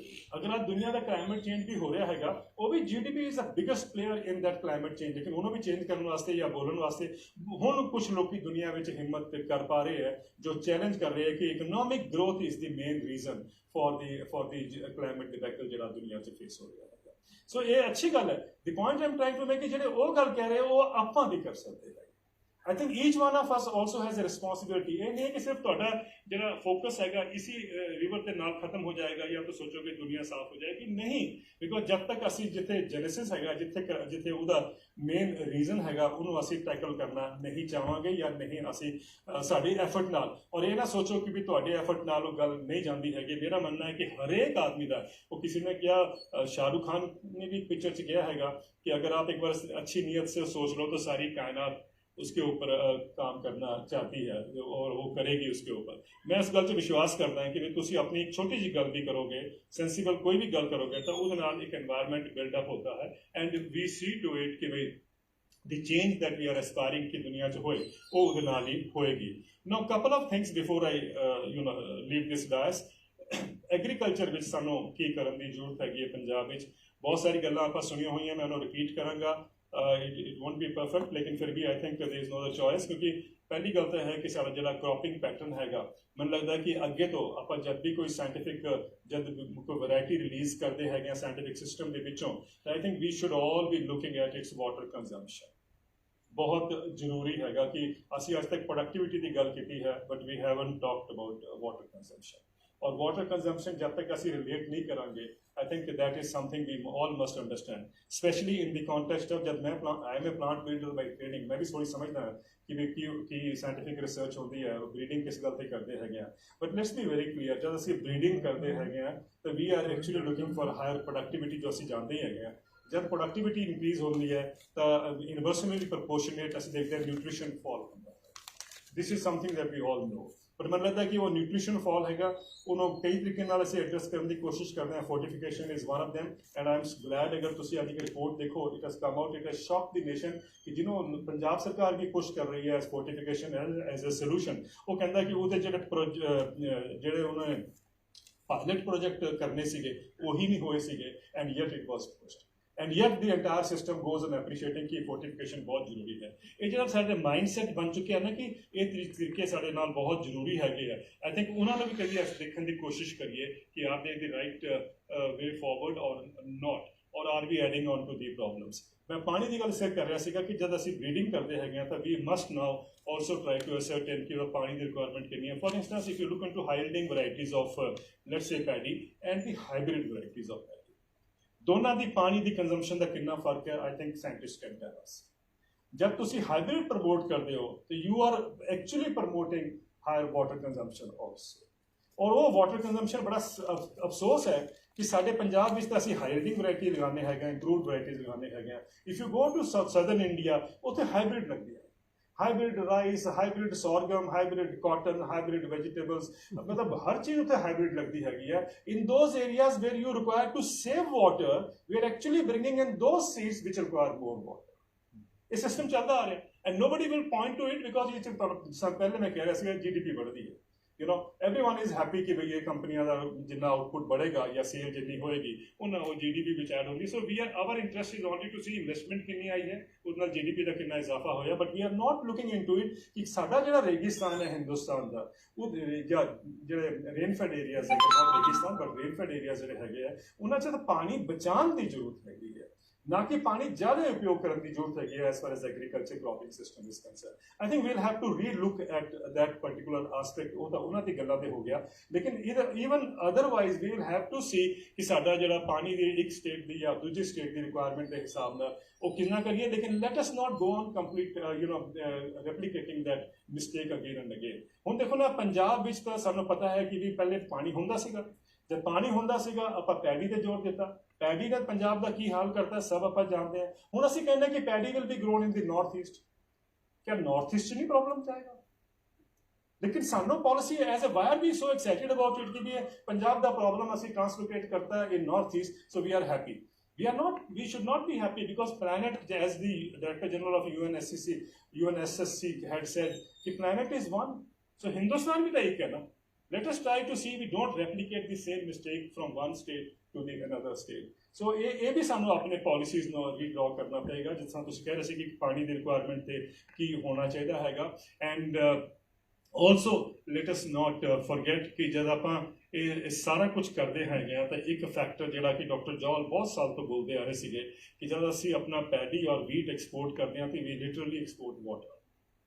पर कभी नहीं मैं देखा कि इस चर्चा को इस लेवल पे असीं लेके आईए कि भाई वाई और how we can control that situation कि असीं पानी एक्सपोर्ट कर रहे हैं। एक तरफ असीं कहते हो कि पैडी तुहाडा जिहड़ा हैगा पानी खा रही है और पैडी बल्क ऑफ इट असीं जानते हैं कि पंजाब च घट कंजम्पशन होंदी है, bulk of it is going outside the state, तो you are literally exporting water. और लिटरली एक्सपोर्टिंग वाटर ते इन्ने सालों तो असीं गल सुनते आ रहे कि इन्ना पानी एक्सपोर्ट हो रहा, but where is the debate, where is the action on that कि where is the alternative to that कि भी आपां पंजाब जिहड़ा हैगा वो नहीं भेजेगा वो अगेन बिकॉज वी थिंक कि पंजाब वास्ते वही एक रेवन्यू का सोर्स हैगा and so we are very excited about कि उन्होंने बढ़ा के असीं करना हैगा। बट आई थिंक मेरा सिर्फ ये कहना सी कि इन टोटैलिटी अगर असीं एक होलिस्टिक तरीके नाल अगर असीं अपनी पॉलिसीज नूं रीड्रॉ करिए तो perhaps we will be able to get out of this crisis that we are already in. लेकिन सब तो बड़ी गल ये हैगी कि we let us accept very clearly कि जिहड़ा इकोनॉमिक डिजाइन हैगा दुनिया का it is based on exploitation of natural resources. ਹੁਣ ਇੱਕ ਲੇਟੈਸਟ UN ਟੀਬ ਦੀ ਸਟੱਡੀ ਆਈ ਹੈਗੀ, ਟੀਬ means the economics of ecosystems and biodiversity, ਉਹ ਅੱਜ ਔਰ ਬਾਇਓਡਾਇਵਰਸਿਟੀ ਡੇ ਵੀ ਹੈ। ਟੀਬ ਦੀ ਰਿਪੋਰਟ ਅਪ੍ਰੈਲ ਵਿੱਚ ਆਉਂਦੀ ਹੈ ਔਰ ਉਹ ਕਹਿੰਦੀ ਹੈ ਕਿ ਦੁਨੀਆ ਦੀ ਇੰਡਸਟਰੀ ਨੂੰ ਜਿਹੜੀ ਫ੍ਰੀ ਵੀ ਦਿੱਤੀ ਗਈ ਹੈਗੀ ਹੈ that is 7.3 trillion dollars a year। 7.3 trillion dollars ਦੇ ਅਸੀਂ ਉਹਨਾਂ ਨੂੰ natural resources free of cost ਦੇ ਰਹੇ। ਅਗਰ ਇਹ ਵਿਡਰਾ ਕੀਤਾ ਜਾਏ ਤਾਂ ਜਿੰਨਾ ਵੀ ਪ੍ਰੋਫਿਟ ਤੁਸੀਂ ਦੇਖਦੇ ਹੋ ਕਾਰਪੋਰੇਟ ਦਾ ਹੈਗਾ ਉਹ ਕੋਲੈਪਸ ਕਰ ਜਾਂਦਾ ਹੈ। So it is very clear ਕਿ ਸਾਰਾ ਸਿਸਟਮ ਜਿਹੜਾ ਹੈਗਾ ਉਹ ਇੰਨੇ ਮੈਸਿਵ ਸਬਸਿਡੀ ਦੇ ਉੱਪਰ ਬਿਲਡ ਹੈਗਾ। ਉਹ ਜਿਹੜਾ 7.3 trillion dollar ਹੈਗਾ ਜਿਹੜਾ ਜਾ ਰਿਹਾ ਉਹਨਾਂ ਕੋਲ ਕੰਪਨੀਆਂ ਕੋਲ, ਉਹ ਅਸੀਂ ਤੁਸੀਂ ਨੇ ਕਦੀ ਸਵਾਲ ਨਹੀਂ ਕੀਤਾ ਕਿਉਂਕਿ that is basically our resource, that is basically people's resource जो उन्होंने दिता जा रहा है। and we as a community or as a humanity ਅਸੀਂ ਚੁੱਪ ਰਹੇ ਹੈਗੇ ਆ because we also believe ਕਿ ਜਦ ਤੱਕ ਇਹ ਕਾਰਪੋਰੇਟ ਦਾ ਪ੍ਰੋਫਿਟ ਨਹੀਂ ਵਧਣਗੇ ਤਾਂ ਰੈਵਨਿਊ ਨਹੀਂ ਆਏਗਾ। ਇਹ ਸਾਨੂੰ ਇੱਕ ਨੈਰੇਟਿਵ ਬਣਾਇਆ ਗਿਆ ਹੈਗਾ।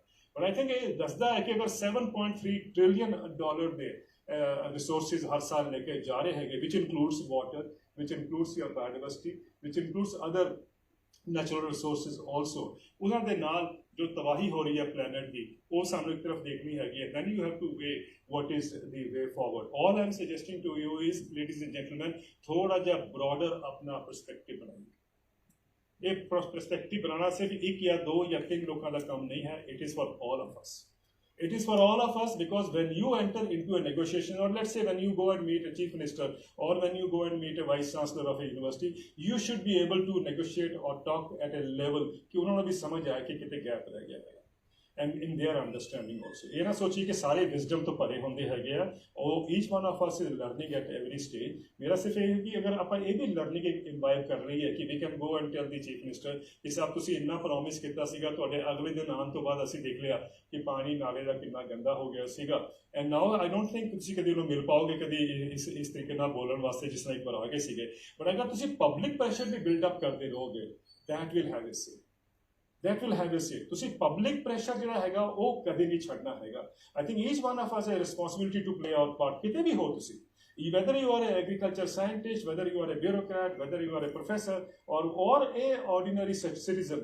I think ਤੁਹਾਡੇ ਕੋਲ ਹਰੇਕ ਕੋਲ ਅੱਜ ਕੱਲ ਤੁਸੀਂ ਇਹ ਨਹੀਂ ਕਹਿ ਸਕਦੇ ਕਿ ਮੀਡੀਆ ਤੁਹਾਡੀ ਗੱਲ ਨਹੀਂ ਕਰ ਰਿਹਾ। ਇੱਕ ਟਾਈਮ ਸੀਗਾ ਬਹੁਤ ਆਸਾਨੀ ਨਾਲ ਕਿਹਾ ਜਾਂਦਾ ਸੀਗਾ, ਆਈ ਟੇਕ 2 ਮਿੰਟਸ ਮੋਰ ਸਰ, ਇੱਕ ਟਾਈਮ ਤੇ ਬੜਾ ਆਸਾਨੀ ਨਾਲ ਕਿਹਾ ਜਾਂਦਾ ਸੀਗਾ ਸਾਹਿਬ ਕਿ ਮੀਡੀਆ ਜਿਹੜਾ ਹੈ ਕਾਰਪੋਰੇਟ ਮੀਡੀਆ ਸਾਡੀ ਗੱਲ ਨਹੀਂ ਕਰਦਾ। ਅੱਜ ਕੱਲ੍ਹ ਤਾਂ ਤੁਹਾਡੇ ਹੱਥ ਵਿੱਚ ਮੀਡੀਆ ਹੈ, ਤੁਹਾਡੇ ਹੱਥ ਵਿੱਚ ਸੋਸ਼ਲ ਮੀਡੀਆ ਹੈਗਾ, ਐਂਡ ਦੀ ਟ੍ਰੈਜੇਡੀ ਇਜ਼ ਕਿ ਵੀ ਸਟਿਲ ਡੋਂਟ ਯੂਜ਼ ਇਟ। ਅਸੀਂ ਫਿਰ ਵੀ ਹਲੇ ਕਾਰਪੋਰੇਟ ਮੀਡੀਆ ਨੂੰ ਬਲੇਮ ਕਰਦੇ ਹੈਗੇ ਆ। ਤੁਹਾਡੇ ਹੱਥ ਵਿੱਚ ਜਿਹੜਾ ਮੀਡੀਆ ਹੈਗਾ ਉਹਨੂੰ ਤੁਸੀਂ ਯੂਜ਼ ਹੀ ਨਹੀਂ ਕਰਦੇ। ਯੂਜ਼ ਕਰਦੇ ਹੋ ਤਾਂ ਫਿਰ ਤੁਸੀਂ ਉਹਨਾਂ ਚੀਜ਼ਾਂ ਵਾਸਤੇ ਕਰਦੇ ਹੋ ਜਿਹਦਾ ਕੋਈ ਮਤਲਬ ਨਹੀਂ ਹੈਗਾ, ਜਾਂ ਐਂਟਰਟੇਨਮੈਂਟ ਵਾਸਤੇ ਯੂਜ਼ ਕਰਦੇ ਹੈਗੇ ਆ। Why can't you just write about, ਅਗਰ ਅੱਜ ਵੀ ਤੁਸੀਂ ਵਾਪਿਸ ਜਾਓ ਇਸ ਕਾਨਫਰੰਸ ਦੇ ਉੱਪਰ ਜਾਂ ਜੋ ਵੀ ਆਪਣਾ ਐਫਰਟ ਹੋ ਰਿਹਾ ਹੈਗਾ ਉਹਦੇ ਉੱਪਰ 2-4 ਲਾਈਨਾਂ ਹੀ ਤੁਸੀਂ ਅਗਰ WhatsApp ਤੇ ਵੀ ਸ਼ੇਅਰ ਕਰ ਦਿਓ what is wrong in that, ਪਰ ਨਹੀਂ ਕਰਦੇ। ਅਸੀਂ ਜਾਵਾਂਗੇ ਉਹਦੇ ਕੋਈ ਗਾਣਾ ਚੱਲ ਪਏਗਾ ਤੁਹਾਡੇ ਉੱਤੇ YouTube ਤੇ ਤੁਸੀਂ ਦੇਖਣਾ ਸ਼ੁਰੂ ਕਰ ਦਿਓਗੇ, ਐਂਡ ਤੁਸੀਂ ਕਦੇ ਇਹ ਨਹੀਂ ਕਰਦੇ ਕਿ ਵੀ ਤੁਹਾਡਾ ਵੀ ਇੱਕ ਮੈਸੇਜ ਜਿਹੜਾ ਹੈਗਾ ਲੋਕਾਂ ਕੋਲ ਜਾ ਸਕਦਾ ਹੈਗਾ। ਔਰ ਮੈਂ ਤੁਹਾਨੂੰ ਇੱਕ ਛੋਟਾ ਜਿਹਾ ਉਦਾਹਰਨ ਦੇ ਕੇ ਗੱਲ ਆਪਣੀ ਖਤਮ ਕਰਾਂਗਾ। ਇੱਕ ਮੈਂ ਕਿਸੇ ਕਾਨਫਰੰਸ ਵਿੱਚ ਇੱਕ ਗੱਲ ਕੀਤੀ ਸੀਗੀ ਔਨ ਟੈਲੀਵਿਜ਼ਨ। ਮੈਂ ਇਹ ਕਿਹਾ ਸੀਗਾ ਕਿ ਸਭ ਤੋਂ ਬੜੀ ਪ੍ਰੋਬਲਮ ਖੇਤੀ ਦੀ ਇਹ ਹੈਗੀ ਹੈ ਕਿ ਕਿਸਾਨ ਨੂੰ ਜਿਹੜਾ ਉਹਦਾ ਦਾਮ ਮਿਲਣਾ ਚਾਹੀਦਾ ਉਹ ਉਹਨੂੰ ਡਿਨਾਈ ਕੀਤਾ ਗਿਆ। And I give you that illustration again and then I wind up. ਮੈਂ ਤੁਹਾਨੂੰ ਦੱਸਣਾ ਚਾਹੁੰਦਾ ਉਸ ਗੱਲ ਦਾ ਕਿੰਨਾ ਮਤਲਬ ਹੁੰਦਾ ਜੋ ਆਪਾਂ ਗੱਲ ਕਰਦੇ ਹੈਗੇ। ਮੈਂ ਇੱਕ ਟੀਵੀ ਤੇ ਇਹ ਗੱਲ ਕਰਦੀ, ਕਿਸੇ ਨੇ ਉਹ ਕਲਿੱਪ ਕੱਟਿਆ, 5 ਮਿੰਟ ਦਾ ਕਲਿੱਪ ਸੀਗਾ, ਉਹਨੇ ਉਹ ਸ਼ੇਅਰ ਕਰਤਾ। ਮੈਂ ਹੈਰਾਨ ਹੋ ਗਿਆ ਕਿ ਕੁਝ ਦਿਨਾਂ ਬਾਅਦ ਉਹ ਮੇਰੇ ਕੋਲ, ਕੁਝ ਦਿਨਾਂ ਵਿੱਚ ਹੀ ਮੇਰੇ ਕੋਲ 30-40 ਵਾਰ ਤਾਂ ਮੇਰੇ ਕੋਲ ਹੀ ਆ ਗਿਆ ਉਹ ਮੇਰਾ ਹੀ ਕਲਿੱਪ, ਔਰ ਉਹ ਕਲਿੱਪ ਦਾ ਮੈਨੂੰ ਪਤਾ ਚੱਲਦਾ ਸੀ ਕਿੰਨਾ ਕੁ ਸਰਕੂਲੇਸ਼ਨ ਵਿੱਚ ਹੈਗਾ। Then ultimately I found out ਕਿ ਉਹ ਇੱਕ ਸਟੇਜ ਆ ਗਈ, 2 ਸਾਲ ਹੋ ਗਏ ਉਸ ਕਲਿੱਪ ਨੂੰ ਚੱਲਦੇ ਹੋਏ। I found out कि 45 million people had seen it। एक साल होर हो गया तो मैंने पता चला कि 75 million people had seen it। ਉਹਦੇ ਵਿੱਚ ਮੈਂ ਕੀ ਕਿਹਾ ਸੀ, ਮੈਂ ਸਿੰਪਲ ਜਿਹੀ ਗੱਲ ਇੱਕ ਬੋਲੀ ਸੀਗੀ ਕਿ ਕਿਸਾਨ ਨੂੰ 1970 ਵਿੱਚ ਕਣਕ ਦਾ ਜਿਹੜਾ ਭਾਅ ਮਿਲਿਆ ਸੀਗਾ ਉਹ 76 ਰੁਪਏ ਪਰ ਕੁਇੰਟਲ ਸੀ, ਔਰ 2015 ਵਿੱਚ ਜਦ ਉਹਦਾ ਅਸੀਂ 45 ਸਾਲ ਦਾ ਪੀਰੀਅਡ ਮੈਂ ਸਟੱਡੀ ਕੀਤਾ ਸੀਗਾ ਤਾਂ ਉਹਦੇ ਵਿੱਚ ਉਹਦੀ ਜਿਹੜਾ ਵੀਟ ਦਾ ਪ੍ਰਾਈਸ ਸੀਗਾ 1450 ਰੁਪਏ ਪ੍ਰਤੀ ਕੁਇੰਟਲ ਹੋ ਗਿਆ। ਇਹ 45 ਸਾਲ ਵਿੱਚ 19 ਗੁਣਾ ਦੀ ਬੜੋਤਰੀ ਹੋਈ ਸੀ।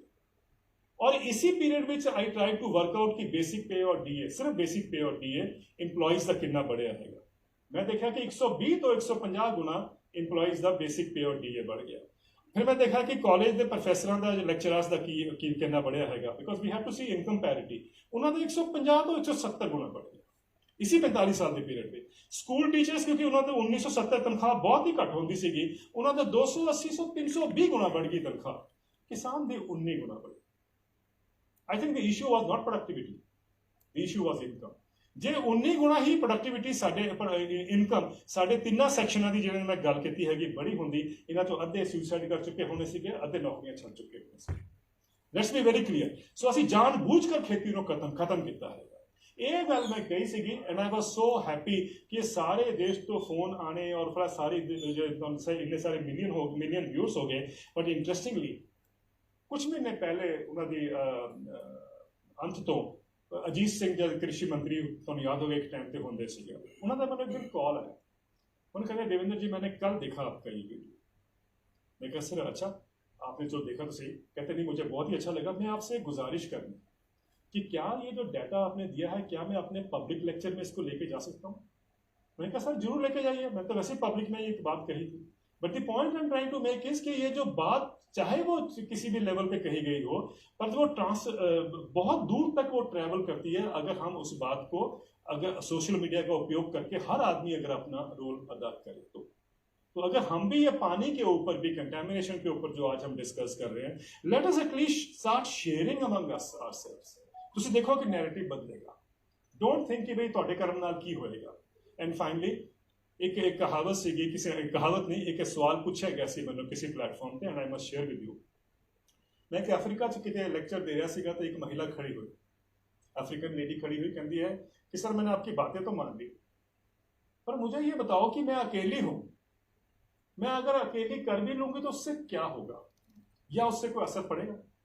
That was a loaded question. तो एक लड़की होर खड़ी, एक महिला उतों होर खड़ी हो गई, वो कहती है सर इसका जवाब मैं देना चाहती हूँ। तो I was very happy, relaxed also, क्योंकि डिफिकल्ट क्वेश्चन सीगा मेरे वास्ते। वो कहती है जी अफ्रीका में एक कहावत है, अफ्रीका में एक कहावत है कि जब आप रात को सो ना और आप ये सोचते हो कि आप कुछ नहीं कर सकते, जब आप रात को सो तो कोशिश करो कि आपके कमरे में एक मच्छर रह जाए। वो एक मच्छर आपका जीना हराम कर देता है रात को। तो उसमें कहावत ही कहती है कि क्या आप मच्छर से नहीं गए गुजरे। आई think the message is very clear. हम लोग सारे अपना अपना अगर ये योगदान दें तो आप मच्छरों को तो पीछे छोड़ेंगे ही, लेकिन आप ह्यूमैनिटी को भी एक बहुत बड़ा एक मैसेज या चेंज के लिए एक अवसर देंगे। मेरा सिर्फ आपसे एक रिक्वेस्ट है कि please 2 things, don't worry about कि कौन किस बड़े आदमी ने ये बात कही है। अगर आप सोचते हैं कि वो आदमी गलत किया गया है या उसकी उसमें अमेंडमेंट की जरूरत है या करेक्शन की जरूरत है, please stand up and say that. Don't worry कि वो कौन से उसका नोबेल प्राइज उसको मिला था कि नहीं मिला था, ये सब बातें मत छोड़ो, उसको देखिए, stand up and say that.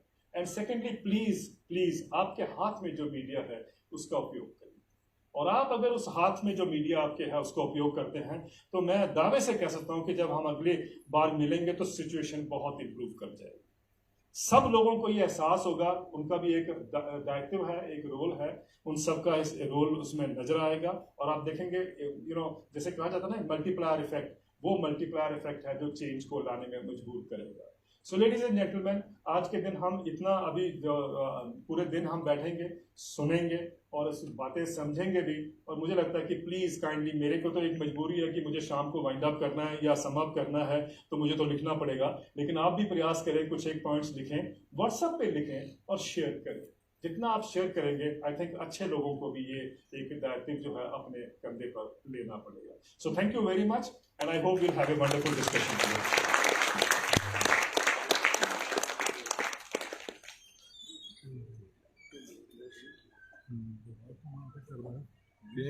Sugar cane पे नहीं, शुगर केन ब्रीडर है। What an amazing presentation, thought provoking। मन तो ये हो रहा है कि डॉक्टर शर्मा पूरा दिन बोले और हम पूरा दिन सुने, ऐसा लग रहा है, ऐसा मन हो रहा है। ठीक है, लेकिन हम हमारे शेड्यूल बने हुए हैं आज के, तो शेड्यूल के हिसाब से चलना है। और जो हमारा तो ये मानना है कि जो इस देश की किसान और इस देश के मजदूर, they are forced to subsidise the rich of this country. तो अभी हम चलते हैं टी ब्रेक के लिए, शेड्यूल हमारा थोड़ा लेट चल रहा है। हम